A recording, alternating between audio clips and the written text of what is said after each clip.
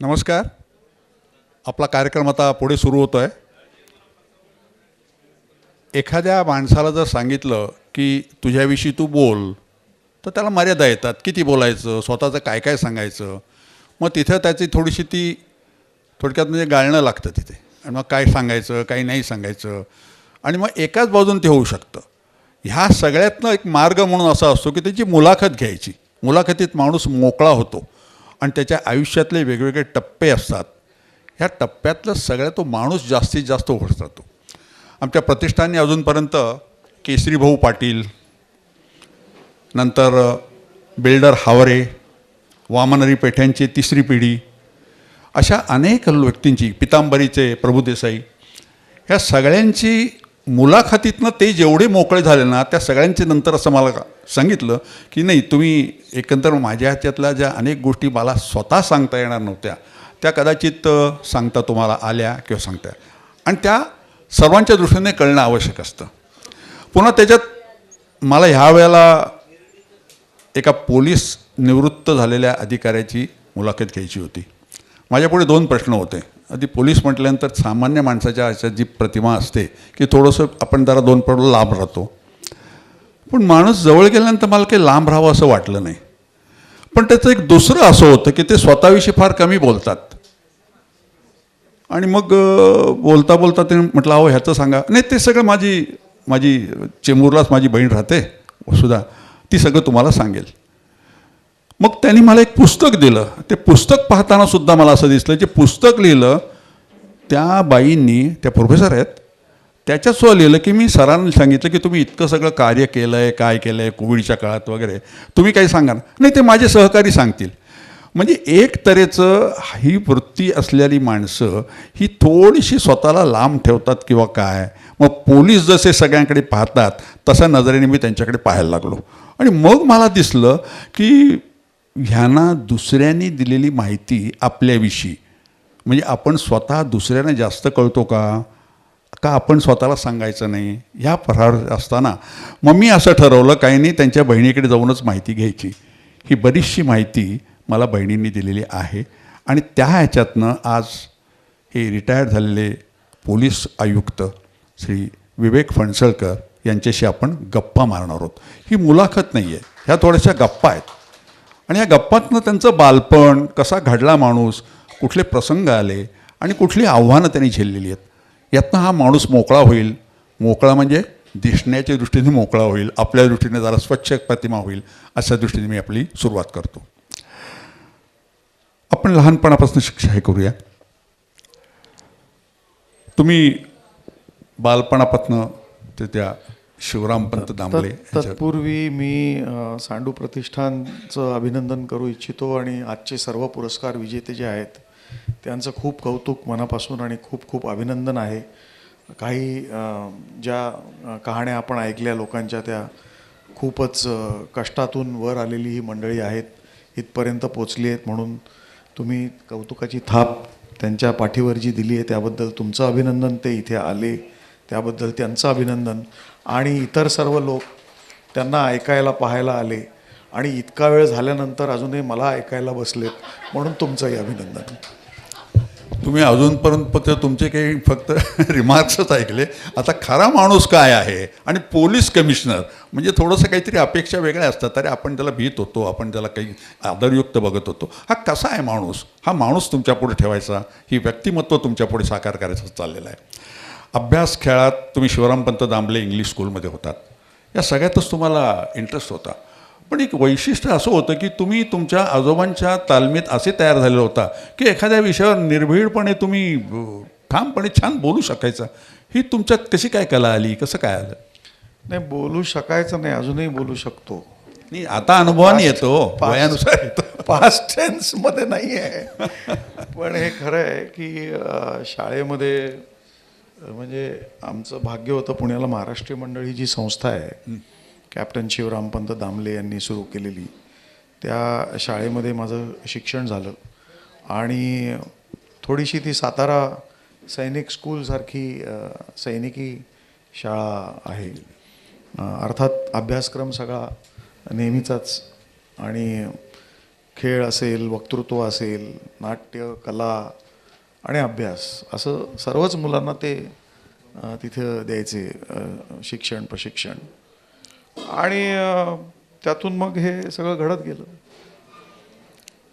पण मला सांगा की मला एक कळू शकतं की एक 8वी 9वीतला मुलगा आहे, त्याला सर्वसाधारणपणे शाळेमध्ये एखाद्या समारंभात बोलायला देतात. तुम्ही 5वीत असताना तुमचे आजोबा सांगतात नाही माझा हा नातूसुद्धा बोलेल आणि तुम्हाला संधी मिळाली आणि तुम्ही शिवाजी महाराजांवर असं काही बोललात की पुढे दरवर्षी आपलं नाव आलं की विवेक विवेक, हे काय कसं काय बोललात तुम्ही? ते आमच्या शाळेमध्ये 10वीपर्यंत शाळा होती, म्हणजे खरं 11वीपर्यंत होती, 75पर्यंत. 75 साली मला वाटतं 11वीचं शेवटचं वर्ष आणि 10वी मॅट्रिक त्याच वेळेला सुरू झालं. आणि एक प्रार्थना असायची, या कुंदेंदू तुषारहार धवला. आणि अशी सगळी मुलं 5वी ते 11वीची मुलं उभी असायची. तर असं पोस्ट प्रेयर स्पीच नावाचा एक प्रकार असायचा की प्रार्थना झाल्यानंतर मग 9वी किंवा 10वीतली मुलं असायची मला वाटतं साधारण. हो. आणि त्यांना एक विषय द्यायचे प्रिन्सिपल, आणि त्याच्यावरती त्यांनी बोलायचं. तर आमच्या घरी अशी चर्चा झाली की 9वी 10वीचं असं काय वैशिष्ट्य आहे, म्हणजे 5वीतला मुलगा, मी 5वीत नुकताच त्या सिनियर स्कूलमध्ये गेलो होतो. तर मला ते दमा मिराजदारांचं शिवाजीचं हस्ताक्षर नावाची एक कहाणी तुम्ही जर वाचली असेल कोणी, तर त्याच्यामध्ये तो जो विद्यार्थी असतो तो घरी जाऊन शाळेत काय चाललं ते सांगतो. मग घरचे परत त्याला सांगतात नाही असं नाही, असं जाऊन मास्तरांना सांग. मग मास्तर परत काहीतरी सांगत राहतात. असं त्यावेळेला परिस्थिती झाली होती माझी की ते म्हणायचे नाही नाही हा नियम आहे. मग आमचे आजोबा म्हणाले की हा नियम कोणासाठी आहे, म्हणजे विद्यार्थ्यांसाठीच, शाळेनेच बनवलेला आहे, त्याच्यामध्ये बदल का नाही होऊ शकत. ते म्हणले की नाही नाही, ते मुलं बोलू शकत नाहीत, ते घाबरतात, लहान मुलं, त्यांचा जो काही आत्मविश्वास आहे तो कमी होईल वगैरे. मग आमच्या आजोबांनी एक मोठी चिठ्ठी लिहिली प्रिन्सिपलला आणि ते म्हणाले की हा नियम जो आहे हा सर्वसाधारण जरी असला तरी जर कोणाला बोलायचं असेल तर त्याला बंधन कशाला. मग मला असं वाटतं त्यावेळेला खरं तर आमचे जे प्रिन्सिपल होते ते चिडलेच होते आणि ते म्हणले ठीक आहे याला बोलू द्या आणि याची फजिती होऊ द्या. आणि मग ते सगळं झालं. म्हणजे ते भाषण आवडलं आणि त्यामुळे पुढचा नंबर तुमचं अगदी नक्की झाली, दरवर्षी तुमचं भाषण होत गेलं. एरवी तुम्ही अभ्यासात टॉपर होतातच नाही का, अनेक विषयात, खेळात होतात, अभ्यासात होतात. मला हे सांगा की अभ्यासातली मुलं काही संगीतात असतात असं नाही, मग संगीताचे नेमके संस्कार कुणाकडनं आले? माझे आजोबा पंडित भीमसेन जोशींचे गुरुबंधू होते, सवाई गंधर्वांचे. सवाई गंधर्वांचे, हो, म्हणजे रामभाऊ कुंदगोळकर त्यांचं नाव. कुंदगोळकर. आणि ते नंतर पुण्याला राहत होते त्यांच्या जावयांकडे, डॉक्टर देशपांडे म्हणून त्यांचे जावई होते बालगंधर्वाच्या तिथे. आणि मी लहान त्यांच्याबरोबर त्यांच्याकडे पण जायचो. म्हणजे त्यावेळेला गुरु शिष्य परंपरा कशी होती बघा. मला आठवतं आहे की आमची आजी ते दूध, मग त्याची साय, मग साईचं दही, लोणी, तूप, आणि मग ते तूप घेऊन, म्हणजे ते अर्धा 1 किलो तूप असायचं आणि तेवढीच साखर घेऊन आमचे आजोबा गुरुंना द्यायला घरचं. हां, असं. तर संगीत घरी कायम चालू असायचं. किराणा घराण्याचे खूप दिग्गज कलाकार आमच्या घरी यायचे आणि त्यातलं आम्हाला काही फारसं कळायचं नाही. पण आता मोठं झाल्यावर कळतं की लोकांना अजिबातच कळत नाही. वासरात लंगडी गाय शहाणी नाही, पण लंगडी गाय असू दे, पण तू शिकला नाही तरी एखाद्याची जर सूर वेगळा लागला तर याची यत्ता चुकली पुलंच्या भाषेत, हे मात्र तुम्ही ओळखू शकाल. हे तुम्हाला तारासुरांचं जे भान आलं हे मला वाटतं आयुष्यभर तुमच्या ते उपयोगी पडलं संगीताचे. आम्हाला त्यावेळेला कळायचं नाही, आम्ही खूप लहान होतो. पण सवाई गंधर्व पुण्यतिथीचा कार्यक्रम रेणुका स्वरूपमध्ये चालायचा पुण्याला. पुण्याची मंडळी जी इथे आहेत त्यांना कदाचित या गोष्टी आणि या बाबी माहिती असतील. आणि भीमसेन जोशी स्वतः आयोजन करायचे आणि 3ऱ्या दिवशी पहाटे सगळ्यात शेवटी त्यांचं गाणं व्हायचं आणि बहुतेक वेळेला तोडी किंवा असावरी तोडी नी समाप्ती व्हायची. फार सुंदर कार्यक्रम असायचे. आणि आम्हाला मात्र ते उगाचच जागरण आणि हे काय चाललंय असं, पण ते कंपल्शनच होतं. म्हणजे चांगल्या गोष्टींचं कंपल्शन पेरेंट्सनी किंवा गार्डियन्सनी मुलांना करणं किती आवश्यक आहे हे मला असं गटवलं गेलं वाटतं. कारण तेव्हा मुलांना काही समजत नसतं आणि ते जेव्हा मोठे होतात तोपर्यंत वेळ निघून गेलेली असते. मला असं वाटतं की या सगळ्या गोष्टींचं फार, आणि आता म्हणजे पुण्याबद्दल खूप लोक काय काय बोलतात. इथे पुण्यातले बरीच लोक आलेली आहेत. नायगावकर साहेब बसलेले तिथे कवी. नाही, नायगावकर वाईच आहे पुण्याला इथून. नाही नाही, पण त्यांचं पुण्याचं ते पुण्याला गेलो की मी पिशवी घेऊन जातो, रिकामी पिशवी. नाही दरवेळेला त्यांना आश्वासन की पुढच्या वेळेला नक्की चहाला या म्हणून त्यांना आश्वासन नायगावकर प्रत्येक कार्यक्रमात सांगतात. पण तुम्ही आत्ता जेवण झाल्यानंतर देखील आमच्याकडे जेवायला येऊ शकता. हे आत्ता त्यांनी दिलं का सकाळी आमंत्रण? तुम्हाला कथाकथनामध्ये सुद्धा इंटरेस्ट होता, तुम्ही गोष्टी सांगायचो होत अनेक तऱ्हेच्या ह्याच्यामध्ये. आणि हे सगळं असताना तुमच्या स्वभावातलं एक वैशिष्ट्य तुमचे मित्र म्हणायचे, अरे तू किती बोलका आहेस, तुझ्याला सगळ्या विषयांची माहिती आहे, तुला सगळ्या विषयावर तू बोलू शकतोस, आणि उद्या जर तू मोठा झालास आणि सगळ्यांशी अशी मैत्री तुझी आहे तर इथे जर निवडणूक घेतली तर तुला लोक निवडून देतील. हे कसं काय? मग निवडणुकीत मार्ग स्वीकारला नाहीत का तुम्ही? नाही, तो आपला काही मार्ग नाही. नाही, मार्ग पुढे सुद्धा नव्हता. आपण येऊया आपण चर्चेमध्ये. पण मी शाळा कॉलेजेसमध्ये इलेक्शन्स खूप जनरल सेक्रेटरी होतो, युनिव्हर्सिटी रिप्रेझेंटेटिव्ह होतो. पण मला असं वाटतं की सर्वसाधारण मध्यमवर्गीय कुटुंब जे असतं ते एक आपल्या मुलांसाठी एक सेफ जर्नी असावी लाईफमध्ये, आणि अनसेफ किंवा अनचार्टर्ड वॉटर्समधनं जाऊ नये अशा प्रकारचं. पण आता 12वीला तुम्हाला जे काही, तुम्ही आता 12वीला संबंध पुण्यामधून 5वे आलेला होतात आणि त्याकरता तुमचा राज्यपालांकडनं सत्कार झाला होता. इतका हुशार मुलगा असा, नॅचरली इंजिनिअरिंग वगैरे असे टॉप लेवलच्या ह्याच्यामध्ये तुम्ही त्या इंजिनिअरिंगमध्ये गेलात. पुढे मला वाटतं कॉम्प्युटर इंजिनियर झालात, इलेक्ट्रॉनिक्स इंजिनियर झालात, आणि नंतर मग तुम्हाला टेल्कोमध्ये नोकरीही मिळाली, मेरिट्सवर मिळाली, आणि वर्ष दीड वर्ष चांगली छान टेल्कोसारखी टाटाची कंपनी, इलेक्ट्रॉनिक इंजिनियर, आणि एवढा हुशार मुलगा. हे नंतर एकदम रस्ते कशा, पाया त्या वाटा बदलल्या कशा? पोलीस खात्यात कसा काय गेला? नाही, पोलीस खातं हा मगाशी त्या म्हणाले त्याप्रमाणे योगायोग. योगायोग मधला जरा आमच्यासारखा, मी संस्कृत प्रेमी आहे, योग अधिक आयोग इज इक्वल टू योगायोग. आता ह्याच्यात तुम्ही आयोगाच्या बाबतीत बोलतायत का योगा बाबतीत बोलतायत? नाही, काय झालं की टाटा मोटर्स आताची जी कंपनी आहे, पूर्वी टाटा इंजिनिअरिंग नाव होतं त्याचं, Tata engineering and locomotive, Telco. तिथे नोकरी करत असताना असं वाटायला लागलं की सर्वसाधारणपणे माणूस शिक्षण झालं की नोकरी, नोकरी झालं की लग्न, आणि असा तो प्रवास सुरू असतो. हां, तर मला असं दिसायला लागलं की 25-30 वर्षांनी आपण या 3ऱ्या मजल्यावर बसणार आहोत इथंच, आणि ते काही फारसं म्हणजे चांगलं बरं नाही वाटलं मला माझ्याबद्दलच स्वतः. पण त्यावेळेला आमच्या कॉलेजेसमधनं, म्हणजे जनरलीच पुण्यामध्येही प्रथा होती की इंजिनिअरिंग झाल्यानंतर MS करण्यासाठी USA ला जायचं. काही जण मॅनेजमेंट IIM मध्ये करायचे. तर त्याप्रमाणे GRE TOEFL वगैरे करून MS चा विचार होता. आणि मग असंच घरी बोलताना लोकांचं असं मत पडलं की एकदा मुलगा अमेरिकेला गेला की तो परत येतच नाही, आणि समाजासाठी आपल्या काही त्याचा फारसा उपयोग होत नाही, मग एवढं कशासाठी केलं वगैरे. त्यातून मग तो विचार सोडून दिला USA ला जायचा. नाही तर माझ्या इंजिनिअरिंगच्या वर्गामध्ये जवळजवळ 40 मुलं होती, त्यापैकी एक 20-21 मुलं तर बे एरियामध्ये आजच सेटल्ड आहेत, आणि त्यांच्यापेक्षा आपण वर्गात अग्रेसर होतो. म्हणजे आपली जाण्याची शक्यता तिथे पूर्ण होती, पण ती राहिली आहे. मग थोडंसं सामाजिक भान घरात, संस्कार आणि काहीतरी समाजाला आपण देणं लागतो, आणि समाजाला आपण परत करणं गरजेचं आहे. समाजात ही काम जी करणं, वृत्ती आहे की आपण काहीतरी देणं लागतो, किंवा समाजातल्या ग्रासरूटपर्यंतच्या लोकांसाठी जे काही आपलं जे हुशारी आहे त्याचा उपयोग करावा म्हणून चक्क USA चान्स असलेलं सोडून म्हणजे तुम्ही UPSCकडे वळलात. बरोबर आहे. आणि मग थोडीशी प्रशासकीय याची आवड असतेच. शिस्त आजोबांची तुमच्या आली की काय? शिस्तीचे धडे त्यांनीच दिले. म्हणजे जे काही आज आम्ही आहोत मला असं वाटतं त्यांचं ऋण आहे.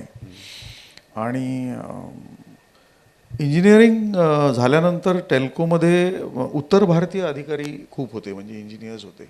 आणि उत्तर भारतात UPSCची खूप क्रेज आहे.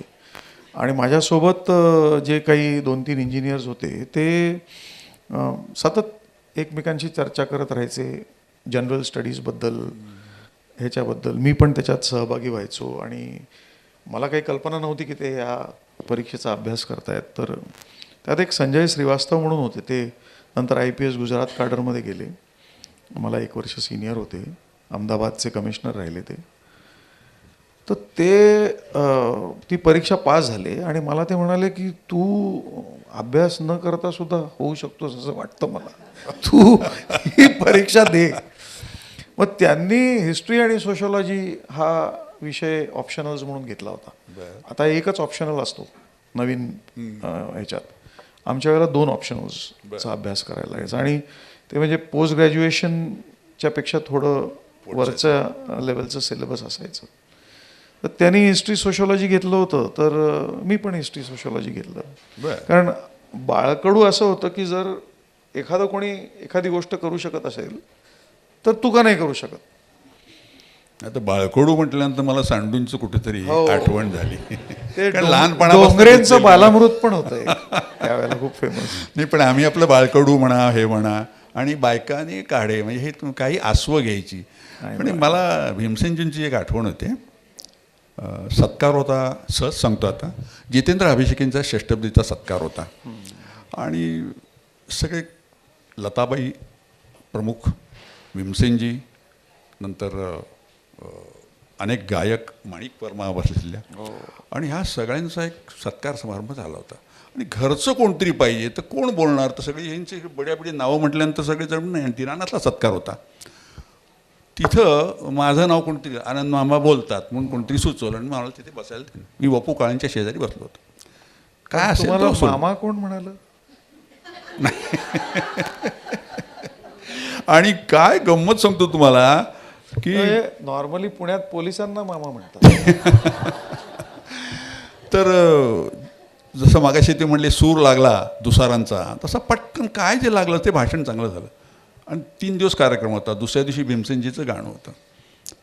गेलो त्या दिवशी, नंतर दुसऱ्या दिवशी गाणं ऐकल्यानंतर भीमसेनजी अण्णा म्हटलं नेहमीसारखंच चांगलं गाणं झालं. सकाळचे बैठक बरेच दिवसात ऐकली नव्हती. आणि म्हटलं फार छान कानावर आलं, असं मजा आली. तर अण्णांच्या तोंडात तंबाखू होता, मैफल संपली होती. मला म्हणले थांबा जरा. मग ते थुकल्यानंतर म्हणले तुम्ही सांडू ना. भीमसेन जोशींसारखा माणूस मला नावाने ओळखतो काहीतरी, हे कुठेतरी असं हे आलं. अहो त्याच्या पुढचं बोललं ते बघितलं तर मला एखादं मेडल मिळाल्यासारखं वाटलं. भीमसेनजी मला म्हणाले तुमची औषधं आणि काडे सांडू कडू असतात, तुम्ही इतकं गोड गोड कसं बोलता. नाही, ते मार्केटिंग आहे. कारण गोड बोलल्याशिवाय कडू औषध खपणार नाही. पण मी चार्टर्ड अकाउंटंट आहे, मी कुठे औषधं खपवायला आलो आहे. तर आपण UPSCकडे, मला सांगा की UPSCचं झाल्यानंतर तुम्ही वेगवेगळ्या ह्याच्यात गेलात आणि बेसिक शिस्त किंवा शिस्तप्रियता, जशी तुम्ही सकाळी सांगितलं की 10 वाजले, सुरुवात केव्हा करताय, आपण 12ला आटपणार ना, 40 मिनिटात मुलाखत वगैरे, हे जसे ते थोडेसे. अरे वेळेचं फार मला, म्हणजे मी कायम वेळ पाळत आलो आयुष्यभर. आज सुद्धा ते म्हणाले होते 9:30ला आपल्याकडे चहापान सुरू होणार आहे. मी 9:29 त्या अरुंद रस्त्यात प्रचंड आला प्रवेश केला होता. त्याचं कारण असं आहे की आपल्याकडे आपण सुसंस्कृतपणा म्हणजे वाट बघत राहतो लोकांची. हो. आणि त्यामुळे वेळेवर आलेले लोक जे आहेत त्यांचं काय, इथे थोडासा त्यांचा मान ठेवणं. मी त्यांना म्हटलं की 5 लोक असतील तरी चालेल, पण आपण कार्यक्रम वेळेवर सुरू करायला. त्याच्यात थोडीशी प्रॅक्टिकल अडचण येत गेली. मी 16 वर्ष हे करतोय. तर बाहेरगावून आलेली माणसं ही त्यांची ट्रेन उशिरा आल्यामुळे, पत्ता शोधत बसल्यामुळे 5-10 मिनटं, म्हणून तो मी अर्धा तास ठेवलेला असतो. शेवटी मी 10च्या ऐवजी 10 वाजून 5 मिनिटांनी वगैरे. नाही, आजच्याबद्दल नाही बोलत मी, एकंदर जनरल लाईफ प्रिन्सिपल. नाही, बरोबर आहे. त्यानंतर मग तुम्ही एकदा पोलीस लाईनच्या ह्याच्यामध्ये शिरल्यानंतर तुमच्या वेगवेगळ्या डिपार्टमेंट्समध्ये तुम्ही अँटी करप्शनमध्ये होता, अँटी टेररिस्टमध्ये होता, मला वाटतं नंतर तुम्ही ट्रॅफिकच्या ह्याच्यामध्ये होता, मला वाटतं बिल्डिंगच्या अशी सगळी वेगवेगळी खाती ही पद्धत असते का 3-3 वर्षांनी बदली असते का कॅपॅबिलिटी म्हणून दिली येते? नॉर्मली IAS किंवा IPS ऑफिसर्सची वेगवेगळ्या ठिकाणी पोस्टिंग्स होत असतात आणि साधारण 2 ते 3 वर्षाच्या कालावधीमध्ये बदल्या होतच राहतात आणि जसजसा तुमचा अनुभव आणि सर्व्हिसची लेंथ वाढत जाते तसं तुमची ग्रोथ पण होत राहते. तुम्ही नाही, ग्रोथ होतं साहजिक आणि तुमच्यासारख्या वेगवेगळ्या जबाबदाऱ्या शासन देत. तुम्ही कसं पार पडता ते हे सगळं तुमचा रेकॉर्ड सगळा चांगलाच होता, म्हणजे शाळेपासून होता, पुढे होता.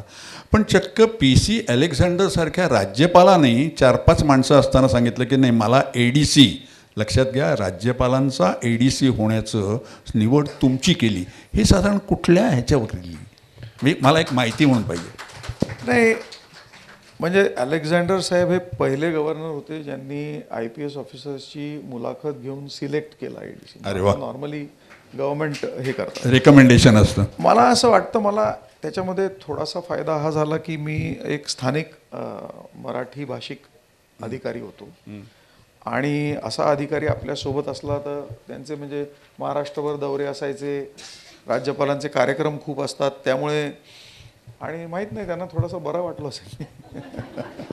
बरं नाही, चांगला वाटल्यामुळे तुम्हाला केलं त्यांनी.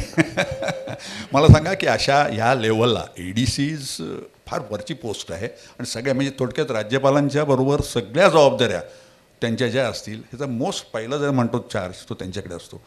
हे निवडताना नक्कीच तुमच्यातल्या क्वालिटी त्यांना कुठेतरी आवडल्या असतील, काहीतरी माणूस दिसतो कसा असतो कसा नाही, त्याच्या कॅपॅसिटीज कुठल्या त्या बघूनच त्यांनी दिलेलं असणार. तर तो एक मोठा सन्मानाचा तुरा तुमच्या ह्याच्यात गेलेला आहे. तुमचं पोस्टिंग बऱ्याच ठिकाणी झालं, तिथले इथले वेगवेगळे अनुभव आले आहेत. म्हणजे नाशिक झालं, वर्धा झालं, नागपूर झालं, पण तुम्ही प्रत्येक ठिकाणी गेलात तिथे एक टीम स्पिरिट निर्माण केलं. म्हणजे तिथले अनेक जण सांगतात की हे साहेब होते ना ते असं. ही तुमच्या स्वभावातली नक्की काय, मी आता गोम म्हणू किंवा काय त्यातली कोबी म्हणू, काय आहे? नाही बघा, मला असं वाटतं कुठल्याही संस्थेमध्ये कुठल्याही ऑर्गनायझेशनमध्ये टीम बिल्ड करणं फार आवश्यक असतं. त्याशिवाय ती ऑर्गनायझेशन यशस्वीपणे काम करू शकत नाही आणि पोलीस खात्यामध्ये तर फारच आवश्यक आहे. कारण की एक मोठा जिल्हा साधं एक पोलीस स्टेशन असतं, त्याच्यावरती खूप मोठी जबाबदारी, 3-4 लाखांची वस्ती असते, त्यांच्या जीविताचं वित्ताचं संरक्षण करणं, हे सगळी या खूप मोठ्या जबाबदाऱ्या असतात. त्यामुळे एक प्रत्येक शेवटच्या घटकापर्यंत जोपर्यंत त्या माणसाला, तो कॉन्स्टेबल असू दे, हेड कॉन्स्टेबल असू दे, सब इन्स्पेक्टर असू देत, इन्स्पेक्टर, त्यांना एक सेन्स ऑफ बिलॉंगिंग आणि सेन्स ऑफ रिस्पॉन्सिबिलिटी येत नाही तोपर्यंत ते काम व्यवस्थित होणं मला हा मॅनेजमेंटच्या दृष्टीने हा एक अतिशय चांगला म्हणजे पॉईंट आहे किंवा प्लस पॉईंट म्हटलं पाहिजे स्वभावातला, की साध्या एक शिपायापासून कॉन्स्टेबलपासून तो तुमच्या हाताखाली असलेले या सगळ्या माणसांना, म्हणजे असिस्टंट पोलीस कमिशनर ते अगदी कॉन्स्टेबल, ह्या सगळ्यांना तुम्ही आपले माणूस वाटायचं. ह्यातलं हे आपलं पण कशामुळे होतं? म्हणजे तुमच्या सैल वागणुकीमुळे, जरा आज उशिरा आला तरी चालेल किंवा तुला आज बरं नाही वगैरे, एकीकडे तुम्ही शिस्त आणि एकीकडे माणूस, की हे कसं काय सांभाळलं, आता तोल कसा काय राखलात? नाही, माणुसकी सांभाळण्यासाठी शिस्त सोडावी लागते हे अत्यंत म्हणजे चुकीचं समीकरण आहे. दोन्ही बरोबर जाऊ शकतात. म्हणजे नाही, पण जाऊ शकतात, परंतु सगळ्यांकडे तसं ते स्किल असतं असं नाही ना. म्हणून तर अलेक्झांडरना वाटलं की हा माणूस आपण निवडावा. हा म्हणजे थोडंसं माझा माणसांवरती लक्ष केंद्रित करणं आणि त्यांच्या गरजा काय आहेत ते पाहणं याच्यावर थोडासा भर असतो. कारण कोणीतरी म्हणालं मगाशी भाषणात, माणसं महत्त्वाची आहेत. कोण म्हणालं? ते वाड्याच्या बद्दल बोलत होते मला वाटतं. हां, बालपणीच्या आठवणी सांगणाऱ्या कोण? हो, त्या वकील बरोबर ना. हां, बरोबर. वाईच्या बाई होते ते. हां, वाईशी नायगावकरांचं घट्ट नातं आहे, तुम्हाला माहितीच. अरे मला वाटतं ना तुम्ही वाईचेच ना मूळ. हां, बघा वाईचं पाणी वेगळं. ते लक्ष्मण शास्त्रींच्या आजूबाजूला राहूनच एवढं झिरपलं, कमाल आहे. म्हणजे त्यांचे बंधू मला वाटतं तिथे त्या ह्याच्यामध्ये होते. वाईवरून म्हणजे योगायोग असा आहे की डॉक्टर PC अलेक्झांडर हे खूप अभ्यासू गृहस्थ होते. हो. आणि मराठीचा जो विश्वकोश आहे त्याचे पहिले अध्यक्ष लक्ष्मण शास्त्री जोशी होते. आणि म्हणून आम्ही वाईला त्यांना भेटायला गेलो होतो. आणि दुर्दैवाने त्या भेटीनंतर दुसऱ्या दिवशी लक्ष्मण शास्त्री गेले. आणि माझा आणि त्यांचा एक फोटो, तो शेवटचा फोटो होता त्यांचा. नंतर मेपू रेगे अध्यक्ष झाले. मेपू रेगे देखील त्या दिवशी वाई, त्यामुळे वाईची माझी ती भेट खूपच अविस्मरणीय. नायगावकरांची वेगळी भेट तुम्हाला तर कळली ना, कुठनं येतात बीज, हे एकेका मातीतनं येतात. वाई कॉलेजला असताना यशवंतरावजी केंद्रामध्ये मिनिस्टर झाले आणि यशवंतरावला जिलब्या खूप आवडत. तर ते पाटावर बसून शास्त्रीबाईंच्या पानात आणि यशवंतरावांच्या पानात मी जिलब्या तेव्हा वाढलेले. अरे वा वा वा, अरे वा वा वा. खाल्ले पण असते पण खाल्ल्या पण सांगितलंच ना. ते सांगणार नाही. ते सांगणार नाही. आणि पुन्हा हातगुण असतोच ना, कोण वाढतोय, अशोक वाढतोय, चला हरकत नाही. बरं, हे जे तुम्ही वेगवेगळ्या ठिकाणी तुमचं पोस्टिंग झालं, हे आपल्या देशातलं समजू शकतो. हे बोस्नियामध्ये तुमची नेमणूक झाली किंवा काय पोस्टिंग झालं, थोडीशी त्याच्या संबंधात. काय आहे की युगोस्लाविया हा एक देश होता. आपण मार्शल टिटो चं नाव ऐकलं असेल. हो, मार्शल टिटो. हां, तर युगोस्लाविया हे टिटोंनी खरं तर एक संध केलेला देश होता. आणि तिथे स्लॅविक रेस, विविध एथनिसिटीजची लोकं राहत होती. म्हणजे आता त्याच्यानंतर दुर्दैवाने जे काही, म्हणजे जो काही इतिहास झाला 1991-93 पासून सुरू झालं त्याचं, आणि शक्ल पडली त्या देशाची. आता Slovenia, Croatia, Bosnia Herzegovina, Serbia, farmer Republic of Yugoslavia आणि एक रिपब्लिका सर्ब्स्का असं कार्व आउट झालं. त्याच्यानंतर कोसोवो पण वेगळं झालं. तर त्यावेळेला फार सिव्हिल वॉरची परिस्थिती होती. आणि 1996 साली जवळजवळ 42 देशांचे पोलीस फोर्सेस आणि आर्म्ड फोर्सेस तिथे पीस कीपिंगसाठी आणि ॲडमिनिस्ट्रेशन, जनरल ॲडमिनिस्ट्रेशनसाठी होते, कार्यरत होते. तर भारत पण युएनचा एक फार मोठा मेंबर आहे. आपल्या देशातनं पण अधिकारी गेले होते. त्याच्यात मी त्या पथकामध्ये. United nations peace keeping force हेच नाव होतं ना, UN? नाही, ते United nations mission in Bosnia Herzegovina आणि IPTF, international police task force, असा तो होता. तर तेव्हा मी तिथे 1 वर्ष, जवळजवळ 14 महिने होतो आम्ही तिथे. त्याचा एक इंटरेस्टिंग किस्सा आहे, मी तुम्हाला सांगतो. आता सेवानिवृत्त झालो आहे त्यामुळे कारवाई पण होणार नाही. त्यावेळेला ते जे मिशन होतं ते तिथे वॉर वॉज स्टील ऑन. म्हणजे डेटन ॲग्रीमेंट साईन झालं होतं 96 मध्ये. पीस अकॉर्ड स्थापन झालेलं होतं आणि बॉस्नियाचं सरकार वगैरे पण स्थापन झालं होतं. पण शेलिंग वेलिंग थोडंसं वॉर सदृश्य होतं. त्याच्यामुळे it was not a family mission. म्हणजे फॅमिलीज अलाउड नव्हत्या 1997चं. आणि मिसेस फणसळकरांचं एक गुण का दुर्गुण माहीत नाही, पण माझी बदली झाली की त्या घरी येईपर्यंत पॅकिंग वगैरे करून ट्रक वगैरे तयारच की आता कुठे जायचं आहे सामान घेऊन. तर बॉस्नियाला बदली झाल्यावर मी म्हटलं आता ही तिकडे तर निश्चित येणार नाही. आणि ती फॅमिली, म्हणजे मग तुम्हाला बरं वाटलं का? नाही, म्हणजे तुमच्या बहिणींनी मला सगळं सांगितलंय, हा, तेव्हा खरं बोलायला हरकत नाही. नाही, वॉर मिशन असल्यामुळे. आणि माझी मुलं लहान होती. माझी मुलगी 4 वर्षाची होती, मुलगा 3 वर्षाचाच होता. आणि तिची PhD त्यावेळेला चालू होती. ती PhDचं फायनल थिसिस तिचं चालू होतं. तिला UGCची स्कॉलरशिप फेलोशिप होती. आणि फॅमिली मिशन नसताना सुद्धा तिनं घोषित केलं की मी ऑक्टोबर, मला अजूनही आठवतं की 15 ऑक्टोबरला मी तुमच्या त्या सारायेवोमध्ये किंवा बेलग्रेडमध्ये लँड होणार. आता सारायेवो एअरपोर्ट तर चालूच झालं नव्हतं. आणि क्रोएशियाचं कॅपिटल झॅग्रेब होतं आणि युगोस्लावियाचं बेलग्रेड होतं. बेलग्रेड आणि झॅग्रेब एअरपोर्ट्स चालू होते. आणि तेव्हा मोबाईल वगैरे नव्हता. तर फोन आणि ईमेल नुकताच सुरू झाला होता. NIC मधनं आम्ही ईमेल, तिनं अजूनही त्याचे प्रिंट्स जपून ठेवलेले आहेत. मला वाटतं परवा काय आम्ही करस्पॉन्डन्स करायचो. तर ती दिल्लीला आली 12 तारखेला, व्हिसा नाही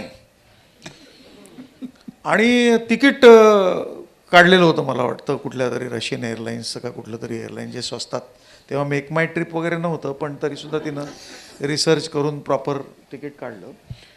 आणि मग आता मला समजेना की हिला विजा नाही मिळत आहे, तर हिला क्रोएशियाचा मिळेल का युगोस्लावियाचा, मग ही झॅग्रेबला येणार का बेलग्रेडला येणार, हिला रिसीव्ह कुठे करायचं. तर मग एक घानाचे ऑफिसर होते डेव्हिड म्हणून, त्यांच्या घरी फोन होता. तर तो फोन नंबर मी तिला दिला आणि डेव्हिडला म्हणलं की तू सुट्टी घे आणि बसून राहा. आणि मी स्वतःला झॅग्रेब आणि बेलग्रेडच्या मधोमध स्टेशन केलं जाऊन. हां. आणि तिला मी म्हटलं तू डेव्हिडला फोन करून सांग की तुला विजा मिळतोय कारण तू कुठे येतेस. मी डेव्हिडला आपलं 6 तासांनी फोन करत होतो. मग शेवटी त्या डेव्हिडनी एकदा तिचा आणि त्याचा संपर्क झाला आणि ती म्हणाली की मी झॅग्रेबला नाही, मी बेलग्रेडला येते. मग आम्ही झॅग्रेबहून बेलग्रेडला गेलो आणि मग त्या आल्या मॅडम तिकडे. आता बेलग्रेडला लँड झाल्यानंतर बॉस्निया नवीन देश होता, त्याचा विजा नव्हता. So I actually smuggled my family inside the country, being a United Nations officer. हे आता निवृत्त झालाय म्हणून गुपित सांगताय की हो. आणि म्हणजे तेव्हा कसं होतं की माझं असं म्हणणं होतं की एक कुठल्याही देशाचा जो लॉ आहे तो तुम्हाला तुमच्या फॅमिलीपासून दूर ठेवण्याचा लॉ असू शकत नाही. मग दुसऱ्या दिवशी लगेच आम्ही पोलीस स्टेशनला तिथल्या आणि लोकल मिनिस्ट्रीला रिपोर्ट केलं की असं असं आहे. तर त्यांना खूपच आश्चर्य वाटलं की ते सारायेवत कसे काय आले, कारण आम्ही बेलग्रेडला लँड होऊन मग बाय लँड रूट वगैरे आलो होतो. आणि मग मिनिस्ट्रीमध्ये मग मुलाखत वगैरे झाली आणि त्यांनी 1 वर्षाचा व्हिसा अरे वा वा देऊन टाकला. मला त्यांचं धारिष्ट म्हणायला पाहिजे. नाही हिचं धारिष्ट आहे तेच म्हणतो त्यांचं म्हणजे त्यांचं मी- सौ फणसळकरांचं म्हणतोय. नाही ती जरा जास्तच धारिष्ठवान आहे आवश्यकतेपेक्षा. अहो पण ह्याच क्षेत्रात नाही, त्यांनी PhD केलं, त्या गोल्ड मेडलिस्ट आहेत, ह्याही क्षेत्रातले ते धारिष्ठवान नाही का म्हणतात, अभ्यासात हुशारच आहे. वर्ल्ड बँकेसोबत वर्ल्ड बँकेचं त्यांना जॉब्स होते, त्यांना अनेक ठिकाणी परदेशी जायची संधी पण मिळाली. तिला मी नेहमी विचारतो तर ती नॅशनल हॉर्स रायडिंग चॅम्पियन होती कॉलेजमध्ये. अरे वा. आणि 88-89 मध्ये तिला गोल्ड मेडल रिपब्लिक डे परेडला मिळालं होतं. पंतप्रधान राजीव गांधी होते. वा वा वा. आणि तिचं असं म्हणणं होतं की तिनं माझ्याबरोबर म्हणजे एका IPS ऑफिसर बरोबर लग्न ह्यासाठी केलं की हॉर्स रायडिंग चालू राहील. परंतु दुर्दैवाने आमच्या पोस्टिंग अशा ठिकाणी झाल्या की तिथे हॉर्सेस नव्हते, नाशिक सोडून कुठे. पण आता जवळपास 32-33 वर्ष झाली आमच्या लग्नाला आणि आता तिनं परत महालक्ष्मी रेसकोर्सला ॲमॅच्युअर रायडिंग क्लबची मेंबरशिप घेऊन वा. आता सांगू का वयाच्या 58व्या वर्षी वगैरे. ती म्हणते वय कशाला सांगता. मी म्हटलं तर त्याच्यात काय आहे. तर तुम्ही रिटायर झाल्यानंतर आम्हाला त्यांच्या वयाचा अंदाज येतोच. तर तिनं परत हॉर्स रायडिंग सुरू केलं आहे. आज पण सकाळी 5:30 पावणे मी तिला म्हणलं आज कार्यक्रम आहे आणि तू जर तिकडे कौतुकास्पद आहे. आणि आपल्यातल्या ज्या बरेच जण इथे आहेत त्यांनी सुद्धा याच्यातनं धडा घेण्यासारखं आहे की जे नुसतेच सांगतात तसं नाही. हॉर्स रायडिंग, अहो हॉर्स रायडिंग नाही तर नुसतं तरी काहीतरी करा. हो म्हणजे सायकली पण चालवत नाहीत काही जण. पण हॉर्स रायडिंग हा एक खूप डिफिकल्ट स्पोर्ट आहे. मी स्वतः IPS ट्रेनिंगमध्ये आम्ही रायडिंग केलेलं आहे. इनफॅक्ट आमचं लग्न झाल्यानंतर आम्ही महाबळेश्वरला गेलो होतो आणि 2 जण आम्ही घोड्यावरती सगळं महाबळेश्वर फिरलो. आणि तिथे पण एक गंमत झाली. ती हॉर्स ती खूपच म्हणजे जोरात. हां. तर ती हॉर्सवरती जंप करून बसते. ती म्हणजे क्या बात आहे, क्या बात आहे. नॅचरली ती तेव्हा बसली तर तो घोडेवाला जो होता तो म्हणला की तुम्ही परत उतरा खाली, म्हणजे मलाही नाही जमत आहे. तर ती म्हणली अरे ते आता उद्या आम्ही बघू. तो म्हणला नाही 5 मिनिटं थांबा. आणि त्यांनी 15-20 घोडेवाल्यांना बोलवलं हा. आणि म्हणला मॅडम आता एकदा परत उडी मारून दाखवा. आणि ती परत एकदा बसली. क्या बात आहे. पण मी त्यावेळेला घोड्यावर बसलो तो मी उतरलो नाही, कारण मला जर ते करायला सांगितलं असतं. त्यांना विचारा नाहीत प्रश्न, पण हे तुम्ही कुणाकडनं शिकलात तर मग तुमची पंचायत झाली असती. नाही पण ते विचारलं नाही त्यामुळे पंचायत नाही झाली. आपण आता थोडंसं दुसऱ्या याच्यात येऊया. ह्या नॉर्मल ड्युटीज करताना कोरोना नावाचा एक आपल्या देशाला अनेक देशात व्यापलेला आहे. भयंकर. हो. हा कोरोनाचे जे अनुभव आहेत ना ते इतके विलक्षण आणखीन असे अंगावर काटा आणणारे आहेत. याच्यामध्ये काय पोलिसांना जबाबदाऱ्या करायला लागल्या अनेक प्रकारच्या होत्या. मदतीची भूमिका होती. अहो पण मदत म्हणजे कुठली मदत? अनेक प्रकारची. काही ठिकाणी निरोप पोचवा, कारण सगळ्यांकडे फोन चालत नव्हते, बाहेर पडता येत नव्हतं. काही ठिकाणी म्हातारी माणसं होती, मी वयस्कर आपण सिनियर म्हणून, त्यांना जेवण देऊन पोचवायला लागायचं. काहींना सगळ्या मदतीची जरूर असायची. इतकंच काय, तर काहींच्या घरी जर असं दुर्दैवाने बळी वगैरे गेले तर त्यांना स्मशानाची पूर्ण व्यवस्था करणं, स्मशानाचे ते शव घेऊन जाणं, पोलिसांनी अक्षरशः ऑल राऊंड ज्याला म्हणतात ना, अशा प्रकारची मदत केलेली आहे. पण हे केलेलं काम जेव्हा कुठेही त्याचा उल्लेख येत नाही तेव्हा मात्र दुःख वाटतं. आणि असा जेव्हा उल्लेख येत नाही, हे कुठेतरी यांच्या बोलण्यात आलं की कुठलंही काम झालं वगैरे की सगळे बाबा अरे वा हे झालं, मग नेते पुढे येतात, समाजसेवक येतात, इतर सगळे असतात, पैसेवाले येतात. पण दुसरी सामान्य पब्लिक असताना त्यांना कळत नाही की ह्याच्या मागे एक प्रचंड मोठी ताकद निष्ठेने उभी राहिली आणि ती म्हणजे पोलीस दल होतं. हे पोलीस दलाची ताकद होती म्हणून हे होऊ शकलं. आणि ह्या बाबतीमध्ये कोविड ह्याच्यामध्ये मोठी यांची परीक्षा घेणारा ठरला. कोविडचं फारच विदारक काळ म्हणजे पोलीस खात्यासाठी मला असं वाटतं की सगळ्यात मोठी परीक्षा होती.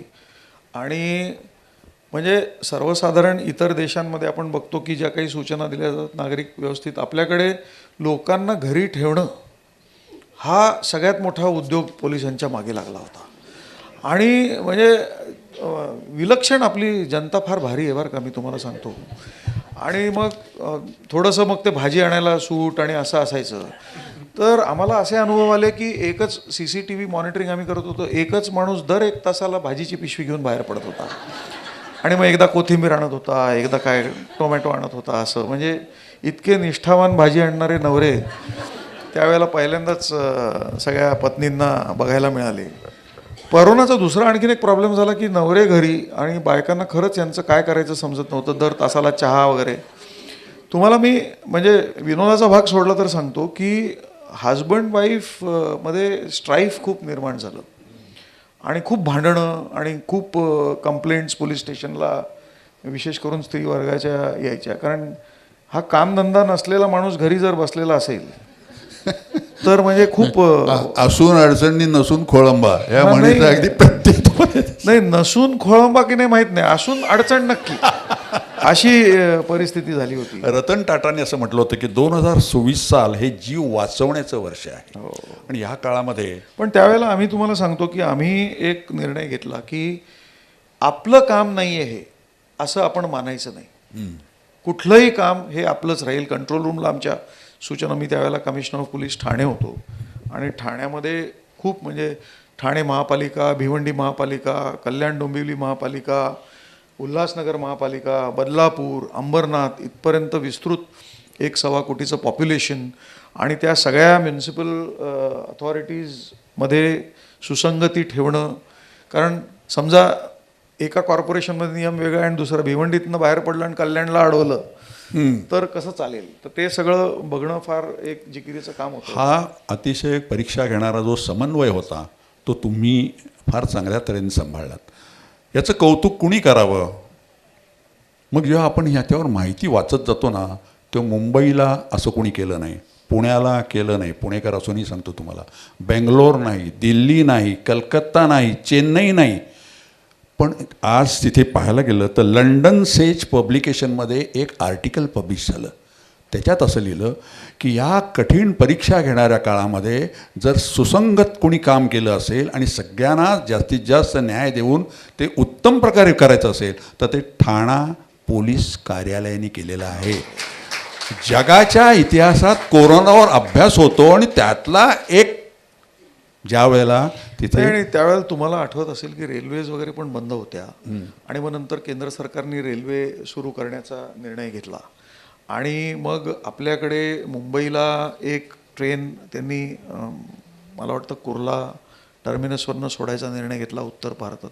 तर तिथे बँड्रा कुर्लाच्या तिथे इतका मोठा जमा झाला आणि लाठीचार्ज वगैरेपर्यंत वेळ आली आणि मग ते रद्द झालं. मग शासनाने मला कळवलं की तुम्ही ठाण्याहून सुरू करा सोडा. आणि मग आम्ही भिवंडीहून पहिली ट्रेन गोरखपूरला रवाना केली ती पाठवली होती आणि त्याच्यानंतर जवळजवळ 80 ट्रेन्स ठाण्यातनं आम्ही पाठवल्या होत्या. हे सुद्धा फार पण त्याच्यामध्ये मोठं कसं आहे की खूप नियोजन करावं लागतं. तेच म्हटलं, खूप ऑर्गनायझेशनच्या दृष्टीने it was a testing time for you, नाही का सर्वजण. आणि मी पुन्हा एकदा सांगतो की लंडन सेज पब्लिकेशनमध्ये Thane police station Thane police खात्याचा खास उल्लेख आहे. सबंध भारतातल्या देशाचा ठाणे पोलीस खाते, जिथं विवेक फणसळकर हे मुख्य होते आणि हा त्यांचा गौरव आहे. तुम्हाला कामं पटापट करायची सवय आहे असं मला कळलं. म्हणजे काय की पटकन निर्णय घेणं, पटकन एखादी, म्हणजे तुमचं असं म्हणतात की सरकारी म्हटल्यानंतर फाईलींवरची धूळ झटकत नाहीत असा एक साधारण समज आहे अनेकांचा. पण फणसळकर साहेबांच्या टेबलावर तर फाईलच नसते. हे काय भानगड आहे? फाईल नसते. मी जरा भानगड शब्द चुकून वापरला पण चालेल. नाही, असं आहे की पब्लिक सर्व्हिसमध्ये प्रत्येक काम हे जनतेशीच निगडीत असतं. कोणाचं ना कोणाचं काहीतरी अडलेलं असतं. आणि मला असं वाटतं, म्हणजे मी नेहमी सेवेमध्ये असताना आमच्या लोकांना पण सांगायचो की we must put ourselves in the shoe of the person who is come to you. त्याची काय गरज आहे, त्याची काय मानसिकता आहे, त्याची काय अपेक्षा आहे तुमच्याकडनं. आता प्रत्येकाची अपेक्षा पूर्ण नाही होऊ शकत, कारण कायद्याच्या चौकटीत काय बसतं आणि काय नाही याला लिमिटेशन्स येतात. पण जे करता येणं शक्य आहे ते त्वरित करणं गरजेचं आहे. आणि पण जे विवेक फणसळकरांना जमलं ते इतर अनेकांना, शेवटी तो हा ब्रँड बनला. आणि तुम्ही पोलिसांचा, म्हणजे त्या पोलिसांच्या ह्या कोरोनाची ड्युटी बजावताना ज्या ज्या पोलिसांचा दुर्दैवाने त्या आजाराने बळी घेतला, ह्यांची बायका मुलं ह्यांची व्यवस्था लावणारा सबंध भारतातला एकच विवेक निघाला. आणि तो विवेक करताना तुम्ही त्या बायकांच्या, म्हणजे थोडक्यात त्यांना, त्यांच्या जी मुलं असतील त्यांना नोकऱ्या तर दिल्याच. आणि तसं आमच्याकडे अनुकंपा तत्वावरती, म्हणजे जर एखादा माणूस दिवंगत झाला कार्यरत असताना तर त्याच्या मुलाला मुलीला सहानुभूती म्हणून अशा स्वरूपात हां, अनुकंपा तत्वावरती नेमणूक देण्याची पद्धत आहे, नियम आहेत. पण खूप वेळ जातो त्याच्यात, तो तुम्ही वर्षानुवर्ष. आणि करोनाचं संकट असं होतं की खरं तर ते एक आरोग्याचं संकट होतं. हो, म्हणजे हेल्थशी रिलेटेड होतं. पण बरीचशी जबाबदारी पोलीस, म्हणजे लॉ अँड ऑर्डर मशिनरी वरती आली सगळं राबवण्याची. आणि म्हणून तुम्ही जर बघितलं की हेल्थ डिपार्टमेंट किंवा हेल्थ फंक्शनरीज जे आहेत त्यांच्यापेक्षा जास्त बळी पोलीस खात्यातले गेले. म्हणजे मुंबई पोलिसातले जवळजवळ 300 लोक दगावले. ठाण्यामध्ये माझ्या आठवणीमध्ये 76-77 लोक दगावले होते. आणि अशा परिस्थितीत, म्हणजे जिथे लोक कामाला, म्हणजे घराबाहेर पडत नाही आहेत, जात नाही आहेत, त्यावेळेला घराबाहेर जाऊन काम करणारा माणूस जर दिवंगत होत असेल किंवा धारातीर्थी पडत असेल तर त्यावेळेला जर इमिजिएटली त्याला कॉन्फिडन्स दिला नाही त्याच्या फॅमिलीला, हा एक मोठा मानसिक आधार होतो त्याला की तुझ्या मुलाला किंवा मुलीला आम्ही नोकरी करून घेतोय किंवा म्हणून त्यांच्या आम्ही थोडंसं ते सगळं कट करून डिलेज वगैरे. मला असं वाटतं की अपॉइंटमेंट लेटरच्या बाबतीत सुद्धा तुम्ही एक वेगळा प्रकार केला. मला वाटतं तुम्ही महासंचालकांना आणून त्यांच्या हस्ते तुम्ही अपॉइंटमेंट, हा एक पॅटर्न झाला. फार विश्वास आला की अरे हा माणूस काहीतरी करतोय आपल्या घरातलं. त्याच्यामध्ये उद्देश फक्त हाच होता की म्हणजे आम्ही तुमच्या पाठीशी आहोत. करेक्ट. आणि कॉन्फिडन्स. हां, आणि बाकी लोकांना पण त्याच्यामुळे एक विश्वास मिळतो आणि ऊर्जा मिळते काम पण करायची. इतर अनेक कमिशनर्स आहेत नाहीत सगळीकडे मला माहिती आहे. परंतु ह्या सगळ्यामध्ये एक फणसळकर साहेब हा आपला माणूस आहे, हा काहीतरी काम करतोय आणि ते मनापासून होते की त्याच्याकडे जाऊन गेल्यानंतर ते मला असं वाटतं की सांडू मुलाखत घेत आहेत फणसळकरांची म्हणून असं माझं कुठलंही काम तुमच्याकडे नाही. तुमचं काम नाही, आमचंच काम चार्टर्ड अकाउंटंट्सकडे आणि वैद्यांकडे. तेही आता जायच्या मार्गावर आहे, कारण AI येत आहे. आम्ही बाजूला बघणार. पण नाही, बरेच जण खूप कष्ट, खूप मेहनत करतात सगळीकडे. म्हणून हा देश चालवणं इतकं सोपी गोष्ट नाही आहे. आणि आत्ताच सरदार पटेलांचा 31 ऑक्टोबरला आपण बघितलं, त्यांनी जी स्टील फ्रेम, एक पोलादी चौकट जी तयार केलेली आहे प्रशासनाची, त्याच्यामुळे म्हणजे आपल्या सर्वसाधारण लोकांना समजत नाही, पण खूप लोक खूप अपार कष्ट सातत्याने घेत असतात. आणि म्हणून जनतेला सुखाची झोप पण मिळत असते, किंवा एक सर्वसाधारण समस्या जरी झाल्या तरी त्या समस्या लोकलाइज करणं आणि बाकी शहर जे आहे ते चालू ठेवणं, बरोबर आहे, ही एक प्रक्रिया सुरू असते कायम. पोलीस कर्मचाऱ्यांना तुम्ही घराच्या बाबतीत सुद्धा जो बरेच दिवस रेंगाळलेलं काम होतं ती भराभर दिलीत, पुनर्वसन त्यांचं केलं, त्यांच्या मुलांना वगैरे नोकऱ्या दिल्यात, हा जे सगळं केलं, त्यामुळे पोलीस कुटुंब प्रमुख ही तुम्हाला जवळजवळ पदवी मिळाल्यासारखं झालं. म्हणजे बोलत नसतील लोक, पण या सगळ्यांना फणसळकर साहेबांकडे गेल्यानंतर काम होतं. आणि काम म्हणजे काय, असं काही नाही आहे. बरेच अधिकाऱ्यांकडे गेल्यावरती काम होत राहतं. पण थोडंसं मला असं वाटतं की माझ्या फोर्सबरोबर एक भावनिक नातं आहे. आणि म्हणजे मला असं वाटतं की खूप कष्टाची नोकरी, म्हणजे सर्वसाधारण कॉन्स्टेबल, हेड कॉन्स्टेबल आहेत ते कमीत कमी 2 नाईट राऊंड्स आठवड्याला करतात. 2 नाईट राऊंड्स आठवड्याला म्हणजे 100 रात्री एका वर्षात ते झोपतच नाहीत. आणि त्याच्यानंतरचा दुसरा दिवस जो असतो तो पण बिघडलेला असतो. त्याच्यानंतर 52 दिवस असे आहेत वर्षातले की सणासुदीचे आहेत. जेव्हा तुम्ही दिवाळी, दसरा, ईद हे सगळं साजरा करता, पण ते साजरा करण्याची आमची उलट तयारी 1-2 दिवसापासून आधीपासून. म्हणजे तुम्ही जशी या कार्यक्रमाची तयारी सुरू केली आणि आम्ही आयत्या वेळेला आलो, तसं पोलीस खातं हे सतत तयारी करत असतं. मग क्रिकेटची मॅच असली तरी सुद्धा तयारी करावी लागते, मोर्चा असला तरी तयारी करावी लागते, गणपती असला, दिवाळी असेल, काही मारामारी असतील, म्हणजे सातत्याने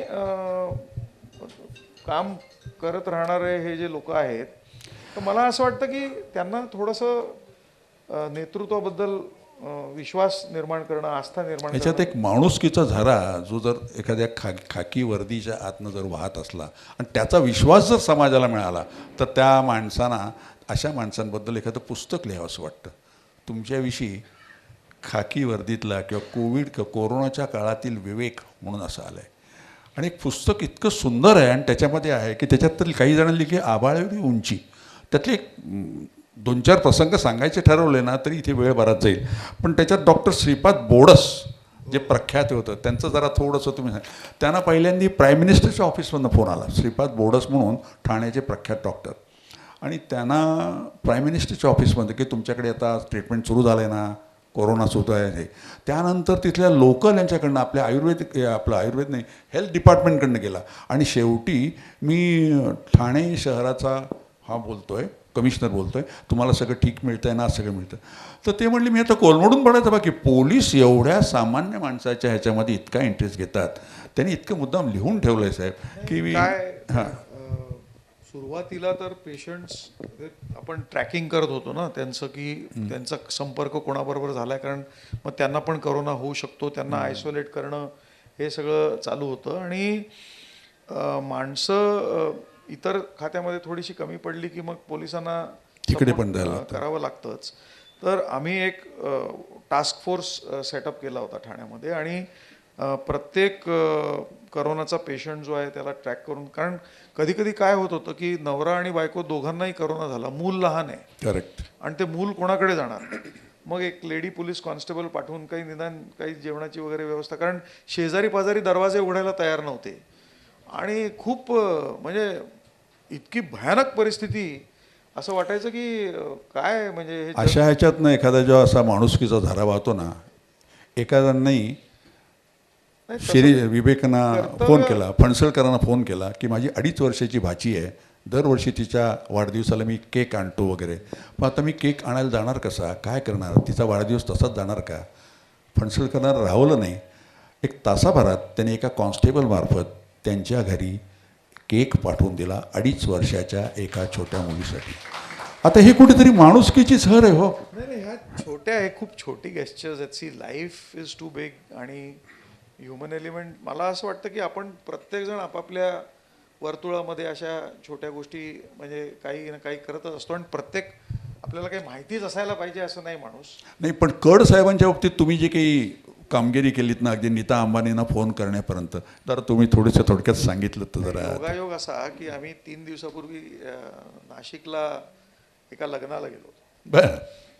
आणि येताना एक रेस्टॉरंट होतं, चहा प्यायला थांबलो होतो. म्हणजे नॉर्मली आम्ही दीक्षित पॅटर्न फॉलो करतो, 2 जेवणाच्या मध्ये चहा पान वगैरे काही करत नाही, पण पाऊस, ढग, नाशिक, त्याच्यामुळे मग चहा प्यायला थांबलो. एक सहज माहिती म्हणून सरांनी आज नाश्ता घेतला नाही दीक्षित पॅटर्नमुळे, पण तो आज मोडला माझ्या आग्रहामुळे. म्हटलं घेऊन तर पहा. आणि मग त्याने आज त्या दीक्षितांना मी कळवणार नाहीये, पण त्याने आजचा दिवस नाही, पण मी अजून लंच घेतलेलं नाहीये, त्यामुळे 12 तास त्यानंतर मी डायरेक्ट डिनर करू शकतो. मग डिनर मध्ये तुम्हाला आम्हाला बांधून द्यावं लागेल. नाही तर तिथे एक आम्ही गाडीत न उतरलो आणि एक लेडी आली आणि थोडा वेळ बघितलं आमच्याकडे आणि मग ती म्हणाली की तुम्ही फणसळकर साहेब आहात ना. अरे वा. मी म्हणलं हो. तर ते म्हणले मी मिसेस कड. हा. आणि मधुकर कड नावाचे इन्स्पेक्टर होते, मुंब्रा पोलीस स्थानकाचे इन्चार्ज होते आणि त्यांना थोडेसे सिम्पटम्स यायला लागले आणि ते नाशिकला राहणारी फॅमिली होती. ते म्हणाले की सर मी नाशिकला जाऊन उपचार घेतो, म्हणून मग नाशिकला गेले ते. मग तिथे थोडा करोना सिरियस झाला. मग अपोलो हॉस्पिटलमध्ये आणि तिथल्या हॉस्पिटलमध्ये दाखल वगैरे झाले आणि थोडंसं म्हणजे फास्ट डिटिरियरेशन होत होतं त्यांचं. तर रात्री 1:30च्या सुमारास मला सारखा एक कॉल येत होता. 4-5 कॉल आल्यावरती मी म्हटलं काहीतरी इमर्जन्सी असेल. तर ते मिसेस कड बोलते म्हणाल्या आणि त्या म्हणल्या की यांची तब्येत खूपच खराब आहे आणि तुम्ही काहीतरी करा.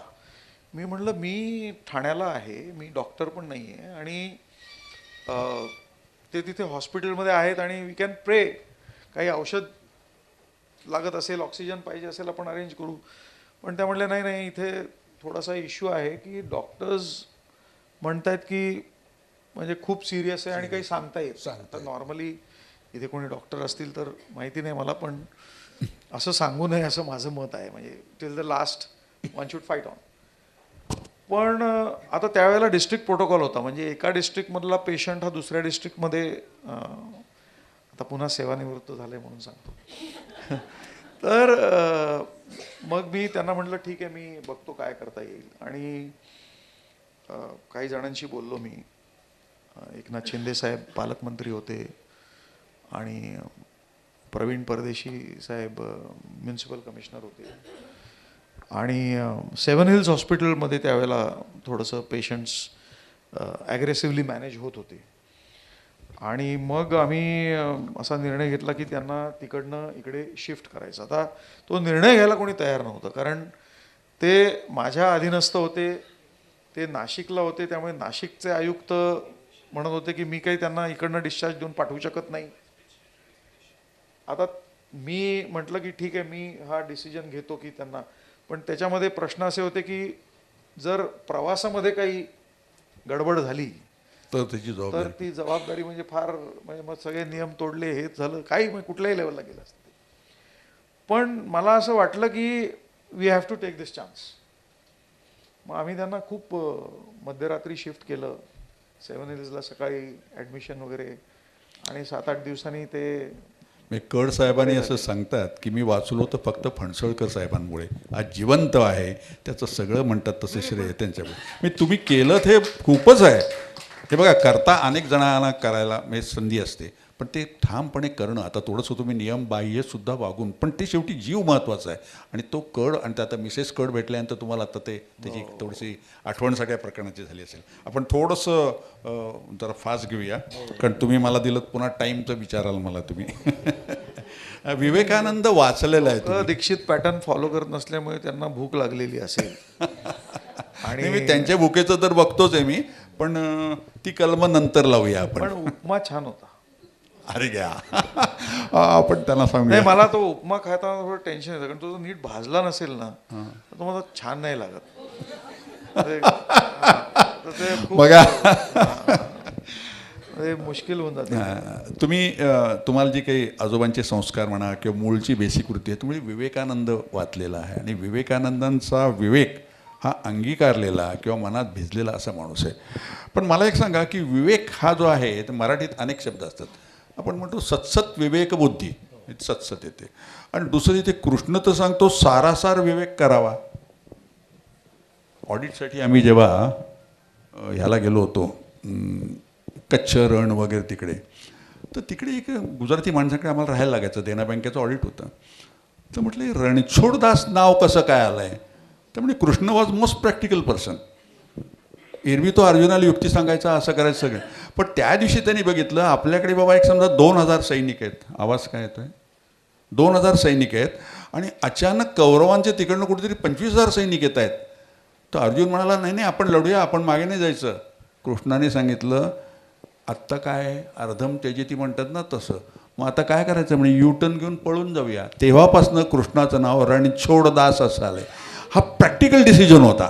आता ही अशा स्वरूपाची प्रॅक्टिकल तुमच्यासारख्या ज्या पब्लिक सर्व्हिस आपण युटिलिटी म्हणतो किंवा ज्याला आपण असं म्हणू की एका बाजूने राजकारणी लोक, एका बाजूने पब्लिक, म्हणजे काही झालं की पोलीस काय करत होते हे म्हणायला पब्लिक तयार असतात, वर्तमानपत्रवाला त्यांना साथ देतात, आणि दुसरीकडनं राजकीय, याला पकडायचा नाही, तो माझा माणूस आहे.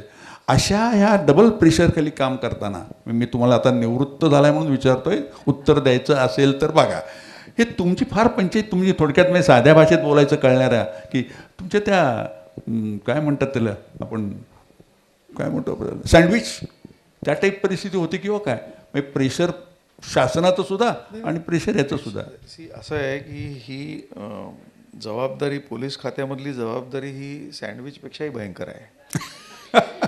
कारण तुम्हाला सांगतो मी जास्त तिखट हा नाही, कारण प्रेस तुमच्या विरोधात काही ना काही, बरोबर, म्हणजे त्यांना काहीतरी काय तुम्ही करता, उत्तम काय केलं काही म्हणजे नकोच असतं. आता ते गार्डियननी, संडे गार्डियननी एक सुरू केलेलं आहे की एक दिवस 7 दिवसात वाईट बातमी छापायची नाही, चांगल्या बातम्या छापायच्या.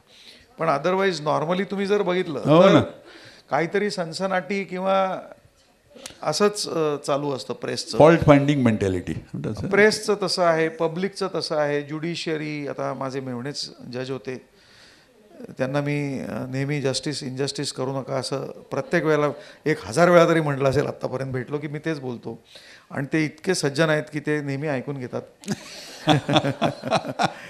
आणि तर ज्युडिशियरी झालं, मीडिया झालं, पब्लिक झालं, त्याच्यानंतर बाकी इतके बॉडीज, वॉच डॉग्स सातत्याने तुमच्यावरती लक्ष देत असतात की सोपं नाही आहे कर्तव्य बजावणं अतिशय.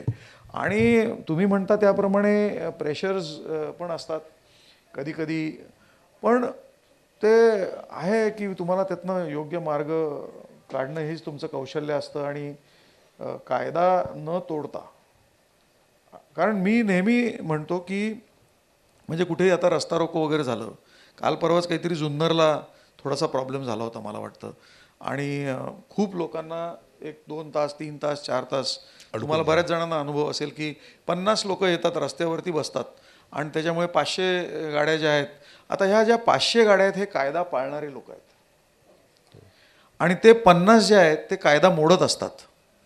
त्यामुळे कायदा पाळणाऱ्याच्या पारड्यात नेहमी आपण आपलं वजन खर्ची केलं पाहिजे, या मताचा मी अधिकारी होतो आणि आहे एक नागरिक सुद्धा. आणि त्यांना गार्ड करणं हे आपलं कर्तव्य, तरच आपण गार्डियन आहोत, राईट, नाहीतर कसले गार्डियन. बरोबर आहे. तर ते थोडंसं बॅलन्स करणं प्रॉब्लेमॅटिक असतं. खूपच प्रॉब्लेमॅटिक आहे. एकदा एका मंत्र्यांना पण उचलावं लागलं होतं आम्हाला, पण ठीक आहे. बरं, तुम्ही म्हणजे हा तुमचा जो काही स्वभावातलं वैशिष्ट्य म्हणा, गुण म्हणा, काही म्हणा, असे की दुसऱ्यातले गुण हेरायचे, त्याच्यातले थोडक्यात म्हणजे व्यंग काय ती टिपायची, पण त्याची योग्य जाणीव त्याला देऊन त्याला डिस्करेज करायचं नाही. हा किस्सा हा नंतर ज्यांनी ऐकला नाही हे ते अनेक जण सांगतात. SP कॉलेजचा झाल्यानंतर तुम्हाला जे काही तुमच्यावर आलं, अभिरूप न्यायालयात तुम्हाला ऐत्याला उभं राहायला लागलं, आणि त्याचं तुम्ही जे काही जरा सगळ्यांना सांगा. नाही, मी 11वी-12वी SP कॉलेजमधनं केलं, सायन्स, पुण्याच्या. आणि प्रतिष्ठित खूपच सर परशुराम भाऊ कॉलेज, मोठं पटांगण आणि gymnasium, swimming pools, one of the best colleges you can have as an institution. तर तिथे एक अभिरूप न्यायालय नावाचा प्रकार कॉलेजमध्ये असतानाही चालायचा, आणि माझे विद्यार्थी संमेलन होतं त्याच्यामध्ये त्यांनी ते अभिरूप न्यायालय ठेवलं होतं. आणि मृणाल कुलकर्णी, राहुल सोलापूरकर, श्रीनिवास पाटील असे सगळे आमचे माजी विद्यार्थी, त्यांनी आरोपी एक आणून त्यांच्यावरती काहीतरी आरोप ठेवायचा, गमतीशीर आरोप, आणि मग काहीतरी निकाल द्यायचा, असं ते स्टोरी होती. अभिरूप नाही तर मी त्याला एक माजी विद्यार्थी म्हणून गेलो होतो फक्त. आणि ते अभिरूप न्यायालयाचा कार्यक्रम जो होता, ते एक न्यायाधीश होते, खरे न्यायाधीश, म्हणजे हायकोर्टाचे नाव सांगत नाही मी, ते पण विद्यार्थी होते, तर ते आलेच नाहीत. हां, म्हणजे हे बघा योग आता आला की नाही योग. म्हणजे आम्ही जर गायब झालो कुठून तर काय परिस्थिती होईल, हे गायब झाले तर काही होत नाही. एनिवे, तर मग मला ते जे संयोजक समिती होती ते म्हणाले की विवेक, तू हे कर आता न्यायाधीशाचं काम कर. आणि ते इतकं जबरदस्त झालं कारण की काहीतरी आरोप कोणीतरी ठेवत होतं, मग दुसरे वकील काहीतरी बोलत होते, मग मी काहीतरी कमेंट्स करत होतो आणि म्हणजे जवळजवळ 1 तास 1.5 तास नुसता हास्य कल्लोळ तेच म्हटलं. होता तिथे. तर माझं असं मत आहे की प्रत्येक माणसाने, प्रत्येकाचे वेगळे रोल्स आहेत. You are a father, you are a son, you are a brother, you are an officer, you are a friend. So you can't carry that office on your sleeve everywhere. हे तुम्ही म्हणताय, पण घरात येताना काय असतं? मी तिकडनं आता तुम्ही निवृत्त झाला सोडून द्या, पण पोलीस कमिशनर म्हणून तुम्ही आधी कधी वेळेवर आला असाल की नाही मला माहीत नाही, अर्थात कामच असतात ती बरोबर. आणि त्यामुळे मला असं कळलेलं आहे की कित्येक वेळेला तुमची सिनेमाची 2-2 तिकीटं काढलेली, एक तिकीट विकावं तरी लागलं किंवा ते फेकून द्यायला लागलं. असं किती वेळा काढलं आहे? नाही, आता असं आहे की तो प्रॉब्लेमॅटिक आहेच इश्यू. आता तुम्ही ठीक आहे. म्हणजे जखमा उरातल्या सुरेश भटांचं काहीतरी. पण काही म्हणा की आता कमिशनरपदी तुम्ही झालात, पण आता मग तुम्ही घरात असता बरोबर आहे, आणि कमिशनर होता तेव्हाही अर्थातच घरात आपण घरात सत्ता कुठल्या कोणाची असते? कमिशनर कोण असतो घरातला? जरा अवघड प्रश्न आहे हा. प्रश्न हे कसा विचारू शकतात तुमच्या उपस्थित? मी त्यांच्याकडे न बघता विचारतोय. 2 सुना आणि पत्नी समोर बसलेली असताना हा प्रश्न पडतोच कसा सांडून ना. त्यामुळे हा प्रश्न, अहो मला कुठेतरी बोलायला पाहिजे ना. वा,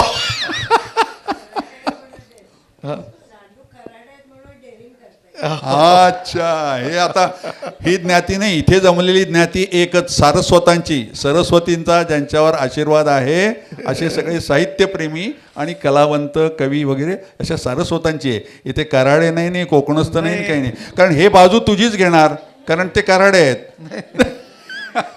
जाऊ दे, जातीभेदात नको जाऊया. नाही, तो मुद्दा नाही आहे. पण सर्वसाधारणपणे मला असं वाटतं की गृहिणी ज्या आहेत त्या म्हणजे पुरुषापेक्षा खूप जास्त जबाबदार अशी स्पिशी आहे ती. म्हणजे मुलांचं संगोपन, त्याच्यानंतर घर, संसार, नाती सांभाळणं. आपण काय कोणालाही फोन करून बोलवून घेतो, पण ते पुढचं सगळं निस्तरणं. आणि मला वाटतं की फार डिफिकल्ट रोल आहे यांचा, खूपच. आज तुम्ही सगळ्यांच्या समोर बोलताय का काय? नाही, म्हणजे वाद होतात, पण माझं वाद पाहिजेच होत. माझ्या मनामध्ये हे निश्चित आहे की they are more responsible and a better 100%. Version than. बरं, आता आपण थोडंसं जरा आटपतं घेऊया, कारण लोकांच्या डोक्यानं खूप ठिकाणी खूप नालायक असतात. हो, काय सांगू मी तुम्हाला. हो, इन्क्लुडिंग मी, इन्क्लुडिंग. आता काय बोलू मी. जेवण व्हायचंय अजून. बरं, आपण जरा फास्ट घेऊया. तुम्हाला राष्ट्रपती पुरस्कार मिळालेला होता.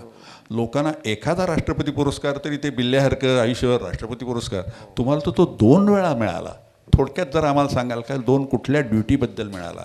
नाही, आमच्याकडे काही सिस्टीम्स असतात, त्याच्यामध्ये हे एक तर मेरिटोरियस सर्व्हिसचा असतो आणि एक डिस्टिंग्विश्ड सर्व्हिस, ज्याला गुणवत्तापूर्ण म्हणतो. मग काय दोन्ही याच्यात तुम्हाला मिळाले म्हणजे नक्कीच तुमच्यातले you are approved by the government असं म्हणायला पाहिजे. Approved by the honourable honourable president. हो, ते म्हणजे ईश्वराची कृपा आहे.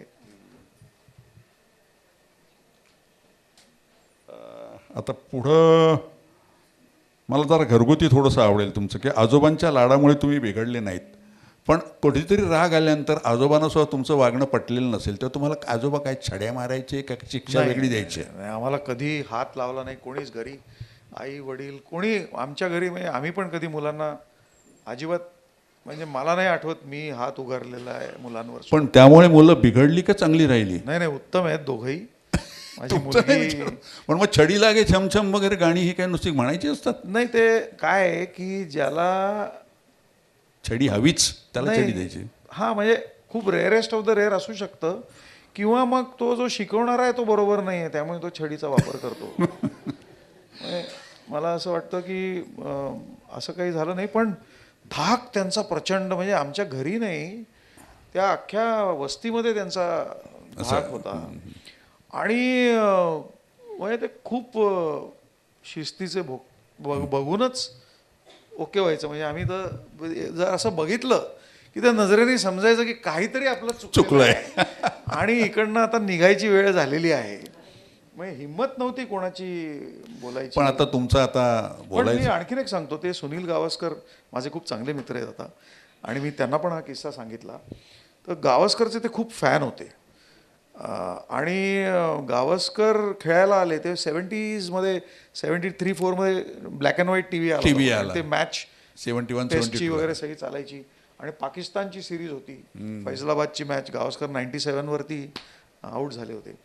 आणि म्हणजे आपण सर्वसाधारणपणे क्रिकेटर्सचा एकेरी उल्लेख करतो, हो ते सगळ्या क्रिकेटर्सचा एकेरी उल्लेख करायचे, पण गावस्करनं ते गावस्कर म्हणायचे. त्याला तो वगैरे म्हणायचं नाही. हा पहिला नियम. आता काय झालं, आम्ही मॅच बघत होतो आणि he was flashing outside the off stump. 2-3दा शफल झालं, मिस झाला बॉल. तर मी म्हटलं आता हा जाणार होते, याची विकेट जाणार, असं मी मला वाटतं 7वी-8वीत होतो. आणि दुर्दैवाने माझ्या बरं का पुढच्या ओव्हरमध्ये सुनील गावस्कर आऊट झाला. तो जसा आऊट झाला मला त्यांनी असं धरलं आणि घराबाहेर काढलं आणि दरवाजा बंद करून टाकला. म्हणले तुझ्यामुळे गेले गावस्कर. माझा काय संबंध आहे. तर पण म्हणजे त्यांनी म्हणजे it was the final thing. बाहेर जा, बाहेर तास दीड तास आपलं बाहेर बसून राहिलं. मग शेवटी चलिये आता आता बस. ते त्यावेळेला मला असं वाटतं की शिस्त घरांमध्ये खूप होती आणि आम्ही पाळायचो सुद्धा. नजरेने सुद्धा बऱ्याचशा गोष्टी हो, त्याच्यामध्ये नंतर पण थिअरी. हे सगळं जरी झालं ना तरी म्हणजे एखाद्या शाळेत तुम्ही म्हणता तसं सगळ्या शिक्षा आम्ही खाल्लेल्या आहेत. हो म्हणजे घरात अगदी चांगला हा नाही, मिस्चिवियस होतो आम्ही खूप. आणि त्यामुळे तर पण आम्हाला काही वाटायचं नाही. नंतर आता 25 वर्षांनी गेलो, 50 वर्ष झाली आता, तर विद्यार्थी पोलीस स्टेशनला तक्रारी करतायत शिक्षकांच्या की असं झालं. तेव्हा तर मला आठवतं एक सर होते, ते असे डस्टर फेकून मारायचे. हा, आणि आम्ही असं ते व्यवस्थित चुकवायचं आणि काही वाटायचं नाही. म्हणजे असं आता हात उगारला तरी सुद्धा पण छड्या खाल्ल्या. पालक जाऊन भांडतात आहेत. हो हात लावला. म्हणजे शिस्तीचा अभाव हा फार घातक असतो. म्हणजे त्या माणसालाही घातक आहे, त्या घराला घातक आहे, समाजाला घातक आहे. आणि शिस्त ही मला असं वाटतं फार आवश्यक गोष्ट आहे आणि ती बळावणं समाजामध्ये ही मला वाटतं खूप जास्त गरज आहे सध्या काळाची. आता तुम्ही सगळ्यात धाकटे होतात, बहीण मोठी आहे. सगळ्यात म्हणजे दोघंच आहोत आम्ही. हो तेच की. म्हणजे आणखीन आणि कोणाचं आजोबा- तुम्हाला माहिती असेल तर आम्हाला माहिती नाही. नाही आता गंमत बघा, आजोबांना आधी नातवंड लाडकी असतातच. म्हणजे त्याचे आई वडील ओरडले तरी आता म्हणजे आम्ही म्हणायचो काय, कोर्टात नाही काल नाही ना आपल्याला हवंय चॉकलेट, बाबा नाही खायचं दात किडतील. मग आजोबाकडे म्हणजे हायकोर्टात जायचं, मग ते म्हणतील मी आणतो तुला, आणि मग संध्याकाळी पोथी ऐकून झाल्यानंतर ते येताना घेऊन ये. हा नॉर्मल तयार असतो, बरोबर आहे. हां आता तुमच्या आजोबांजवळ तुम्ही राहत होता, त्यातही तुम्ही शेंडेफळ, म्हणजे मग तुम्ही वेगळा हट्ट करायचेत का? आणि जो आजोबांना पटला नाही तर ते शिक्षा द्यायची नाही, पण ते काहीतरी वेगळ्या प्रकारची शिक्षा द्यायची तुम्हाला. मला 2-2 दिवस ते बोलायचे नाहीत वगैरे मला असं मला. आठवत नाही आम्ही कधी हट्ट केला कुठलाही. मग नाही, तुमच्याशी हट्ट ते करायचीच बोलायचे नाही. का नाहीत मग? नाही, समजा असं काही चूक-बीक झाली तर हां, मग ती चूक म्हणतो हा मी. म्हणजे मी सांगितलं तसं कधी कोणी हात उगारला नाही किंवा काही नाही, फारसं ते बरोबर तुम्ही हे नाही. पण समोरचं म्हणजे ते बोलत नाही याचं पण खूप जास्त प्रभाव पडतो मला असं वाटतं. आणि अशा गोष्टी खूप घरांमध्ये होत असतील मला वाटतं. आता काय परिस्थिती आहे माहित नाही. मला वाटतं आपण बरंचसं आता हे आलेलं आहे. एक असा माणूस की खाकीची वर्दीच्या आत सुद्धा माणुसकीचा झरा ज्यांनी मला एक आपल्याला- गोष्टीचा खुलासा करायचा आहे. जरूर. ह्या पॅन्टचा रंग खाकी नाहीये. नाही नाही, आता हे पांढरे दिवे लावलेत म्हणून, मग अशी पिवळ्या दिव्यात तो खाकी होता. ह्या पॅन्टचा कलर म्हणजे माझ्या बहिणीने जी साडी घातली आहे ती खाकी आहे म्हटल्यासारखं आहे ते. किंवा त्या नागपूरहून मुळे मॅडम आल्या तर उभे राहा जरा. आता याला खाकी म्हणणार का तुम्ही? मॅडम हा खाकी नाही आहे, हे तुम्ही नीट रजिस्टर करा. तर खाकी वर्दीतला माणूस ज्याच्या मनात माणुसकीचा झरा आहे, ज्यांनी वेगळ्या पद्धती की ज्याच्या पद्धतीची नोंद एक ब्रँड म्हणून घ्यावीशी वाटली सरकारला सुद्धा, कुठेतरी इंटरनॅशनल लेवलला सुद्धा ज्याच्या नियोजनाचं ॲप्रुव्हल केलं गेलं आणि राज्यपालांना सुद्धा सिलेक्ट करावं असं वाटलं आणि आलेली कुठलीही जबाबदारी ज्यांनी अत्यंत समर्थपणे पेलली. एवढंच नव्हे तर मागे जाताना मला वाटतं तुम्ही आजारी पडून जेव्हा पुन्हा आलात तेव्हा तुमच्या अंगावर लोकांनी, तिथल्या नागरिकांनी फुलं उधळून तुमचं साक्ष, काय झालं होतं तुम्हाला ते सांगता? करोनामध्ये खूप विशिष्ट परिस्थितीमध्ये होतो सगळेच आणि मी पण खूप आजारी झालो होतो. फॉर्टिस हॉस्पिटलमध्ये ॲडमिट झालो होतो 10-11 दिवस आणि त्यामुळे मग आमचे अधिकारी आणि मंडळी लोक ओळखीचे वगैरे तोपर्यंत ते गोळे सिस्टीम आली होती. 6 फूट अंतरावरती लोक उभे राहू शकत होते.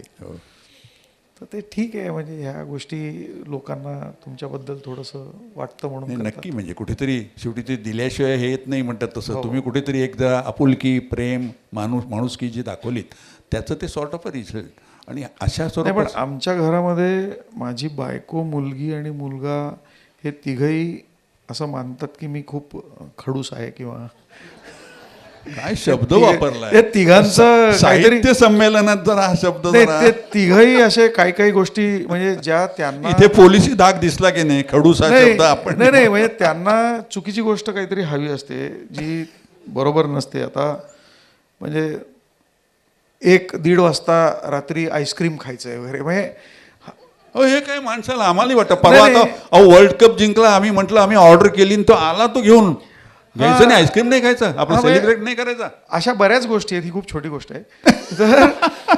तर ते तिघही असे एकत्र होतात आणि आईस्क्रीम मागवतात. नाही आईस्क्रीम नाही, म्हणजे थोडंसं ते माझ्या विरुद्ध चालत राहतं त्यांचं. पण आता घरातली युद्ध चालू राहतात थोडीशी, त्यात मजा आहे थोडीशी.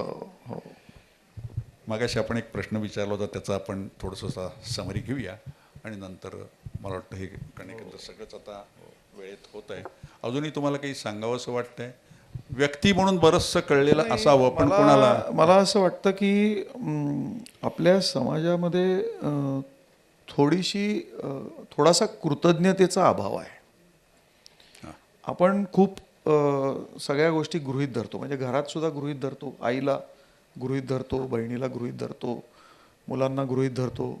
मग तीच सवय आपल्याला नंतर शाळा कॉलेजमध्ये आपण मित्रांना गृहीत धरतो, शिक्षकांना गृहीत धरतो, नोकरी वगैरे सुरू झाली की मग आपली जी काही टीम असते त्यांना गृहीत धरतो. तर हे थोडंसं कमी होऊन, म्हणजे ठीक आहे, आता आपल्याकडे जर माणूस काम करतोय तर तो फक्त पगारापुरतं काम करत नसतो, तो स्वतःचं सगळं वाहत असतो. त्यामुळे कृतज्ञता ही जोपासली पाहिजे, जाणीवपूर्वक जोपासली पाहिजे. म्हणजे ग्रॅटिट्यूड मला असं वाटतं is one of the most important thing. आणि आपल्या समाजात थोडासा त्याचा अभाव मला यासाठी वाटतो की आता तुम्ही बघा, म्युनिसिपल कॉर्पोरेशन आहे, एवढं मोठं काम करतं, स्कॅवेंज म्हणजे तुमचं सॉलिड वेस्ट मॅनेजमेंट आहे. जर एक दिवस कचरा उचलला नाही गेला तर मुंबईमध्ये आपण फिरू शकणार नाही. पण आपण त्या कर्मींच्या प्रती कृतज्ञ नसतो, आपल्याला माहिती पण नसतं की ते कोण आहेत. पूर्वी मला आठवतं की पोस्टमन कोण आहे आपला माहिती असायचा, किंवा जी स्वच्छता कर्मचारी होती ती माहिती असायची, सणासुदीला आपण त्यांना बरोबर ठेवायचं वगैरे. तर हे कुठेतरी टिकलं पाहिजे. मला असं वाटतं आपल्या देशाचं ते एक अतिशय उत्तम लक्षण आहे आणि स्थायी भाव आहे, आणि समाजाचा पण तो स्थायी भाव आहे. पण तो पुन्हा एकदा त्याला थोडंसं ऊर्जा देणं, थोडंसं ऑक्सिजन देणं गरजेचं आहे. आणि तसं झालं तर मला असं वाटतं की शासकीय यंत्रणा देखील जास्त उमेदीने आणि जास्त चांगल्या प्रकारे काम. आपण सांगितलं ते खूप छान केलं. आमच्या साहित्य क्षेत्रामध्ये म्हणजे आता नायगावकर सुद्धा म्हणतील की दुसऱ्याची कविता चांगली आहे हे म्हणणारे फार कमी असतात. हो, आणि दुसऱ्याचा एखादा लेख छान आहे. मी कवी नाही, पण तुमच्या कविता फार सुंदर असतात. तुमच्यासारखे लोक थोडे असतात हो. नाही. नाही तर नायगावकर तेच आणि मी म्हणतात आज असं म्हणतात. त्यांनी एका कवितेत वगैरे एका भाषणात नांदेडला सांगितलं की मी पिशवी घेऊन जातो. म्हणजे मग काय आहे की रिकामी पिशवी असली की समोरच्याला वाटतं की काहीतरी द्यावं. मी सकाळीच त्यांना विचारलं तुम्ही आज पिशवी का नाही घेऊन आलात. पिशवी घेऊन आला असता मी तुम्हाला काहीतरी दिलं असतं गाडी. आता पुढच्या वेळेला मी पिशवी सकट देईन. पण नायगावकरांनी खूप आनंद दिला आपल्या समाजाला, लोकांना. आणि मॅडम म्हणाल्या की त्यांनी महाराष्ट्राबाहेर आणि देशाबाहेर त्यांनी महाराष्ट्रात कविता नेली. ती फार महत्वाचं आहे. महाराष्ट्रात महाराष्ट्र उरला पाहिजे, बरोबर आहे. मराठी उरलं पाहिजे. ह्याचं मला असं वाटतं तुमचं खूप सिग्नल कॉन्ट्रीब्युशन अशोक आपल्या नायगावकर, कलाकारांचं. अरुण म्हात्रे, नंतर आपला किशोर कदम, मगाशी होता तो आपला सोळांकूरकर आणि अशोक बागवे, ह्या सगळ्यांनी कवितेच्या गावा जावे म्हणून जो कार्यक्रम केला. कथाकथनाचा उल्लेख केला. शेवटचं सांगतो मी शाळेत असताना, कॉलेजमध्ये असताना दमा मिराजदार, त्याच्यानंतर शंकर पाटील आणि व्यंकटेश माडगुळकर या तिघांचं कथाकथनाचा कार्यक्रम चालायचा. आणि कितीही वेळा झालं तरी आम्ही सगळे जायचो. ऐकावंसं पुन्हा हा, म्हणजे ते ढँग टिक मला अजूनही ती कथा तशीच्या तशी सांगू शकेन. शंकर पाटलांची किंवा चोरी एक प्रकार वगैरे जे काही आहे. गदी माडगुळकरांचं गीत रामायण, सुधीर फडकेंचं व्हायचं पुण्याला न्यू इंग्लिश स्कूलला वगैरे वगैरे. आणि प्रत्येक ठिकाणी पालक मुलांना न्यायचे लहान असताना. ह्या सगळ्या गोष्टी आता बंद झाल्यात. सगळ्या ऑनलाईन. ठीक आहे, म्हणजे ऑनलाईन इज गुड. कालच तिनं ब्लिंकिटवरती बरंच काही पटकन 8 मिनिटातच मागवलं. So it's a good service. पण फिजिकल कनेक्शन जे आहे आपलं, म्हणजे ते राहणं फार गरजेचं आहे मला असं वाटतं. आणि ते टिकवण्यासाठी आपण जितके प्रयत्न करू. एका मिनिटाचा मी फक्त आता वेळ घेतोय. इथे मिसेस मेघा फणसळकर, तुम्ही म्हणता मेधा नाही मेघा म्हणायचं, हे माझ्याकडनं वधवून घेतलं. तेव्हाच मला वाटलं, म्हटलं पोलिसी तिचं नाव मेघ आहे. मेघा. आणि हे मेधा. आणि सर्वसाधारण लोक विवेक म्हटल्यावर विवेक मेधा असेल असं वाटतं. मी सतसत विवेक बुद्धीला स्मरून सांगा, मी सारासार विवेक मध्ये बोलू नका. एकच किस्सा सांगतो आणि थांबवतो आता. माझी सख्खी चुलत बहीण आहे धनश्री करंदीकर. तर ती पण जेव्हा आमचं लग्न ठरलं, लग्न झाल्यानंतर तिला मला म्हणली, अरे आत्ताच मेधा भेटली. तर मी म्हणलं, अगं तू कसं काय मेधा म्हणू शकते, बाकी कोणी मेधा म्हणालं तर ठीक आहे, ती मेघा आहे. अरे ती म्हणली काय फरक पडतो. म्हटलं ठीक आहे घनश्री. मग ती म्हणली नाही नाही खूप फरक पडतो. आता ते SP कॉलेजचं काय त्यांनी ते हे रोल हे केला होता, किती शब्दाचं पटकन हे करू शकतो. नाही, मला त्यांच्याविषयी सांगायचं आहे असं की इतर सगळ्या ह्याच्यात म्हणजे ते PhD झालेलं आहेत, त्यांचं वर्ल्ड बँकेने त्यांचं नोंद घेतलेली आहे, त्यांची अनेक कामं केली, गोल्ड मेडलिस्ट आहेत. एवढंच इथे थांबत नाही आहे. त्यांनी एक मला वाटतं आर्टिझन ट्रस्ट हे केलं आहे. NGO ज्याला म्हणतात ते केलं, आणि ते फार मोठं केलेलं आहे काम. आणि त्या पाहिजे कुठेतरी नोंद घ्यायला हवी. नाही त्याच्याविषयी जर 1-2 मिनटं तुम्ही सांगितलं की नंतर आपण आवर्ती घेऊया. वर्ल्ड बँकेमध्ये असताना लाईव्हलीहूड सेक्टरमध्ये काम करत होती. आणि लाईव्हलीहूड सेक्टरमध्ये काम करत असताना तिला असं जाणवलं की फील्डवरती आपले जे कारागीर असतात ना, म्हणजे वीवर्स असतात किंवा काही वस्तू बनवणारे, क्राफ्ट्समन, हँडीक्राफ्ट्समध्ये काम करणारे, तर ह्या सगळ्या कला लोप पावत चालल्यात मास प्रोडक्शनमुळे. तर त्यांचे खूप क्लस्टर्स आहेत भारतभर. आणि त्या क्लस्टर्ससाठी तुम्हाला चंद्रपूरला वगैरे बघितलं असेल तुम्ही, बांबूचे क्लस्टर्स आहेत. भंडाऱ्याला साडीचं वर्क खूप चालतं, बनारसमध्ये चालतं, कांजीवरम वगैरे, कांजीवरमला चालतं खाली. तर ह्या क्लस्टर्सच्या कारागिरांच्या सोबत तिचं ट्रस्ट काम करतं. त्यांच्या प्रॉडक्ट्सला मार्केट मिळणं किंवा त्यांचे प्रॉडक्ट्स बेटर करून ते कसे त्यांना 4 पैसे मिळतील यासाठी ती आणि तिची टीम खूप मोठं काम करते. आणि म्हणजे त्याच्यातही आमची थोडीशी नोकझोक आहेच की कशाला आता मी रिटायर झालो, तू मोकळी झालीस तर आपण. पण ती खूप व्यस्त आहे. आणि मला असं वाटतं की प्रत्येकाने असं काही ना काही काम समाजासाठी करणं. इतर सगळे व्याप करत असून तुम्ही फ्रेंच केव्हा शिकलात, ती एक मजा झाली. आणि फ्रेंचमध्ये तुम्ही म्हणे इंटरव्ह्यू पण दिलात. नाही, मगाशी सांगताना आपलं काहीतरी एक माझं राहून गेलं, ते आता पाहिलं मी. म्हणजे माणसाच्या किती कला असाव्यात. नाही काही फार कला नाही आहेत फार. नाही, त्या फ्रेंच भाषेचा उपयोग झाला ना, तुम्ही तिकडे जे गेलात, बोस्निया किंवा तिकडे म्हणा किंवा युनायटेड नेशन्सची भाषा आहे. युनायटेड. नाही, मला असं वाटतं की माणसाला 5-6 भाषा तर सहज शिकता येतात किंवा यायला पाहिजे. मी आता गुजराती शिकतोय सध्या. आणि माझी संस्कृत शिकायची खूप इच्छा आहे. आणि कालच आम्ही आमच्या एका ज्येष्ठ अधिकारी आहेत त्यांच्या घरी गेलो होतो. त्यांच्या मिसेस फादर ॲग्नेल्सच्या प्राध्यापिका होत्या आणि she is a very good cook. तर मला कुकिंग पण मी त्यांना म्हटलं की थोडं स्किल्स एनहॅन्स करायचे आहेत. काय काही मोठा इश्यू नाही आहे हा, सोपं आहे खूप. पण ते आपल्याकडे काय आहे की पुरुष स्वयंपाक करतो ह्याचंच कौतुक, म्हणजे हे काही कौतुक नाही आहे, ते यायला पाहिजे मिनिमम त्याला. पण ठीक आहे, तुम्ही आता म्हणताय म्हणून सांगतो. तुम्ही नाही करत का काही? खूपच लाडावून ठेवलंय तुम्ही. नाही पण तुम्हाला सांगतो की हां का हां अरे तसं हां आल्याचा चहा म्हणजे हे बघा 365 दिवस असतात वर्षाचे, त्यातले कमीत कमी 300 दिवस मीच चहा करतो. म्हणजे आम्ही कधी आलो तर आम्हालाही आल्याचा चहा मिळेल. हो आल्याचा मिळेल किंवा अगदी जाताना दिला तरी गेल्याचं पण मिळेल. आम्ही आल्याचा किंवा गेल्याचा. तुम्ही सहज बोलताय म्हणून सांगतो. आपण आता आटपतं घेऊया, कारण नाहीतर ह्या गप्पा आपण तुमच्याशी खरा स्पेशल एक 2-3 तासाचा वेगळा आपण प्रोग्राम करूया. आत्ता नव्हे, आत्ता हे जरा कमी झाल्या, कारण वहिनींविषयी सुद्धा मला बरंचसं बोलायचं होतं, पण आता जरा आवरायला पाहिजे. एक गोष्ट फक्त मी आता इथे सांगू इच्छितो की आता शेवटी पोलीस कमिशनर म्हणून तुम्ही रिटायर झालेला आहात, पण अजून अंगात भिनलेलं जे काही इतक्या वर्षी सर्व्हिस आहे, त्यामुळे तुम्ही मी काही चुकून एखादा शब्द बोललो, दुसरं काय बोललो तर कुठलं तरी कलमाखाली तुमची चूक झाली, कुठलं तरी कलम लावाल. पण मी ह्या कलमाच्या भानगडीत पडणार नाही, कारण आता लोकांचे मला पोट कलम दिसत आहेत, त्यामुळे पोटाच्या ह्याच्याकरता. पण मला गंमत वाटली आणि मुद्दाम त्यांचं कौतुक करावं असं वाटलं. मराठी माणसांनी उद्योग करावे, वेगळे वगैरे करावे असं वाटतं. पण आज इथे जे आपण कॅटरिंगची व्यवस्था, म्हणजे सकाळी उपमा जो तुम्ही म्हणालात किंवा आता सुद्धा जे जेवण आहे हे सगळ्यांना 100% आवडेल अशी माझी खात्री आहे. मी काही जाहिरात करत नाही, मी त्याची जाहिरात करत नाही, परंतु जे आहे ते करणारे कोण आहेत तर बऱ्याच वेळेला आपल्याला दुसरीकडचे असतात. तर त्या दोघांना मला इथे बोलवायचं आहे आणि त्यांचं कौतुक करायचं आहे की, आणि त्यांचं तुम्ही जे ऐकाल ना, नंदन राहुल दोघांनी या जरा.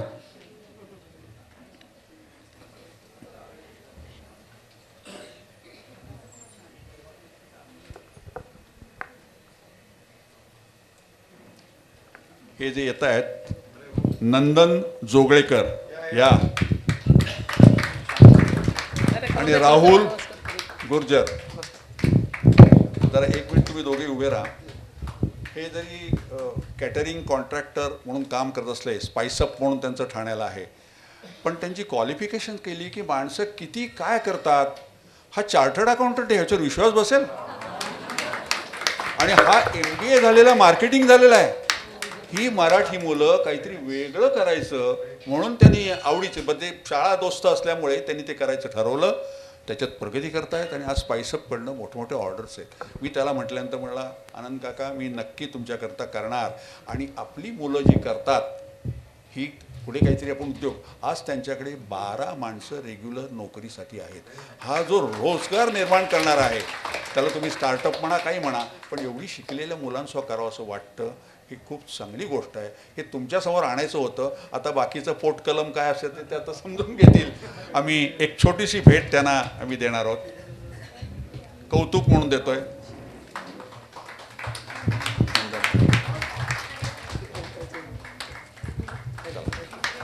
कौतुक. ओके, आता मला वाटतं माझं झालेलं आहे. अरे हो हो हो हो, नाही ते विसरून चालणार नाही. या या या, कारण आपल्या कार्यक्रमाची जे त्याला आपण शेवट म्हणत नाही, पण पसायदानाने करतो. आणि पसायदान म्हणजे इथलं नाही, आपण सगळे लोक पसायदान म्हणतो. त्या पसायदानामध्ये एक एक सार्वत्रिक ज्याला म्हणतो तीच भावना. राजेश एक यांना द्यायचं पसायदानचं. आपण सगळ्यांनी स्टँडिंग ओवेशन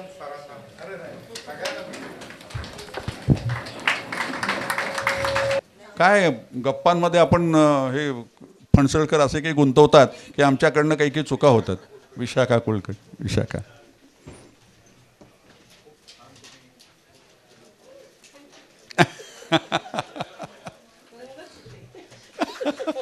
रंग चुकला. चला,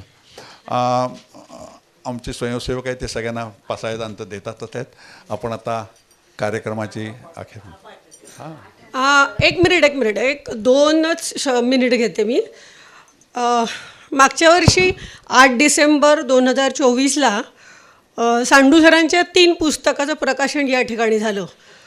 बहुतेक ह्याच्यातले खूप लोक त्या ठिकाणी होते. पुस्तकाचं नाव होतं क्षण सोनेरी, रुपेरी आणि काटेरी. एखाद्या माणसाला एका पुस्तकाला किती प्राइजेस मिळावेत एका दिवसात, तर त्यांना तब्बल 5 पुरस्कार ह्या वर्षभरात त्या पुस्तकाला मिळालेले आहेत. आणि त्या पुस्तकाचं उद्घाटन करण्यासाठी किंवा हे करण्यासाठी श्रीमती नमिताताई खीर, राष्ट्रीय अध्यक्ष कोकण मराठी साहित्य परिषद, आणि प्रमुख पाहुणे म्हणून त्यांचेच लाडके मित्र कवी अशोक नायगावकर सर या ठिकाणी उपस्थित होते. आणि त्यांनी हा पुस्तकाचं इनॉग्रेशन केलेलं होतं. तर पहिला पुरस्कार आहे साहित्य विचार मंच पालघर 19 जानेवारी 25, काव्यप्रेमी शिक्षक मंच सोलापूर 11 मे 25, शब्दांगण ज्ञानप्रबोधिनी चंद्रपूर 22 ऑक्टोबर 25, साहित्य विहार संस्था नागपूर 23 नोव्हेंबर 25, महामृत्युंजय वाङ्मय पुरस्कार गडचिरोली 8 डिसेंबर 25. 6 मारल्यानंतर आपल्याला नेहमी क्रिकेटमध्ये विजय मिळतो, म्हणजे शेवटच्या 6वर आपण नेहमी असतो. सरांचा एक पुरस्कार राहिलेला आहे. आय थिंक पुढच्या कार्यक्रमात आपण हे नंतर नक्कीच सांगू. सरांचं जोरदार टाळ्यांनी स्वागत करा आणि नंतरच्या ह्याच्यासाठी सरांना खूप शुभेच्छा. सरांची मुलाखत ऐकल्यानंतर मला नेहमी लहानपणापासून वाटायचं की मोठ्यांनी बोललं की लोक समोरचे ऐकतात. म्हणजे आजही तो समज माझा तसाच कायम आहे. पण फणसळकर सरांकडे बघितल्यानंतर खूप भीती वाटली. भीती ह्याच्यासाठी की एवढ्या लो व्हॉईसमध्ये 100-150 माणसं समोर कशीच बसू शकतात. मला हे असं अजिबात करता आलं नसतं. तर सरांना सॅल्यूट आहे ह्याच्यासाठी की किती गोष्टी एका माणसामध्ये असू शकतात. आणि प्रतिष्ठानला ह्याच्याबद्दल खूप खूप धन्यवाद की तुम्ही सगळेजण एवढ्या ठिकाणी लांबून इथे आलेले आहात. तर कार्यक्रम संपल्यानंतर आपण पसायदानानंतर कार्यक्रम संपू. त्याच्यानंतर भोजनाचा आस्वाद घ्या आणि घरी गेल्यानंतर तुम्ही नक्की काय घेऊन गेलात हे व्हॉट्सअप, फोन, ईमेल सांडू सरांना नक्की करा. म्हणजे घरी केलं तरच ते होईल. उद्यापासून ते पुसून जाईल. तर असं होऊ देऊ नका. अगदी फोन ज्यांना लिहिता येत नाही त्यांनी फोन करून सांगितलं तरी चालेल. म्हणजे पुढच्या वर्षी नव्या आनंदाने उत्साहाने आम्ही हा कार्यक्रम करू. आता पसायदानाने या कार्यक्रमाची सांगता करू. आता विश्वात्मके देवे येणे वाग्यज्ञे तोषावे, तोषोनी मज द्यावे पसाय दाने. जे खळांची व्यंकटी सांडो तया सत्कर्मी रती वाढो. भूता परस्परे कळो मैत्र जीवांचे. दुरितांचे तिमिर जाओ विश्वस्वधर्म सूरे पाहो. जो देवांचील तो ते लाहो प्राणी जात. वर्षत सकळ मंगळी ईश्वर निष्ठांची मांदी आली. अनवरत भूमंडळी भेट तू भूता. चला कल्पतरूंचे आरव चेतना चिंतामणी गाव. बोलते जे अर्णव पियुषाचे. चंद्रमेजे अलांछन मातंड जे तापहीन.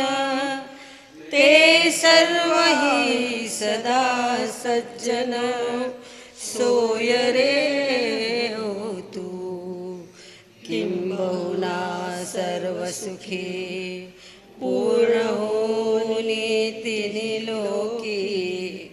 भजी जो आदि पुरुखी अखंडित. आण जीविये विशेषी लोकीये दृष्टादृष्ट विजये होवावे जी येथ म्हणे श्री विश्वेश्वरावो हा होईल दान पसावो ये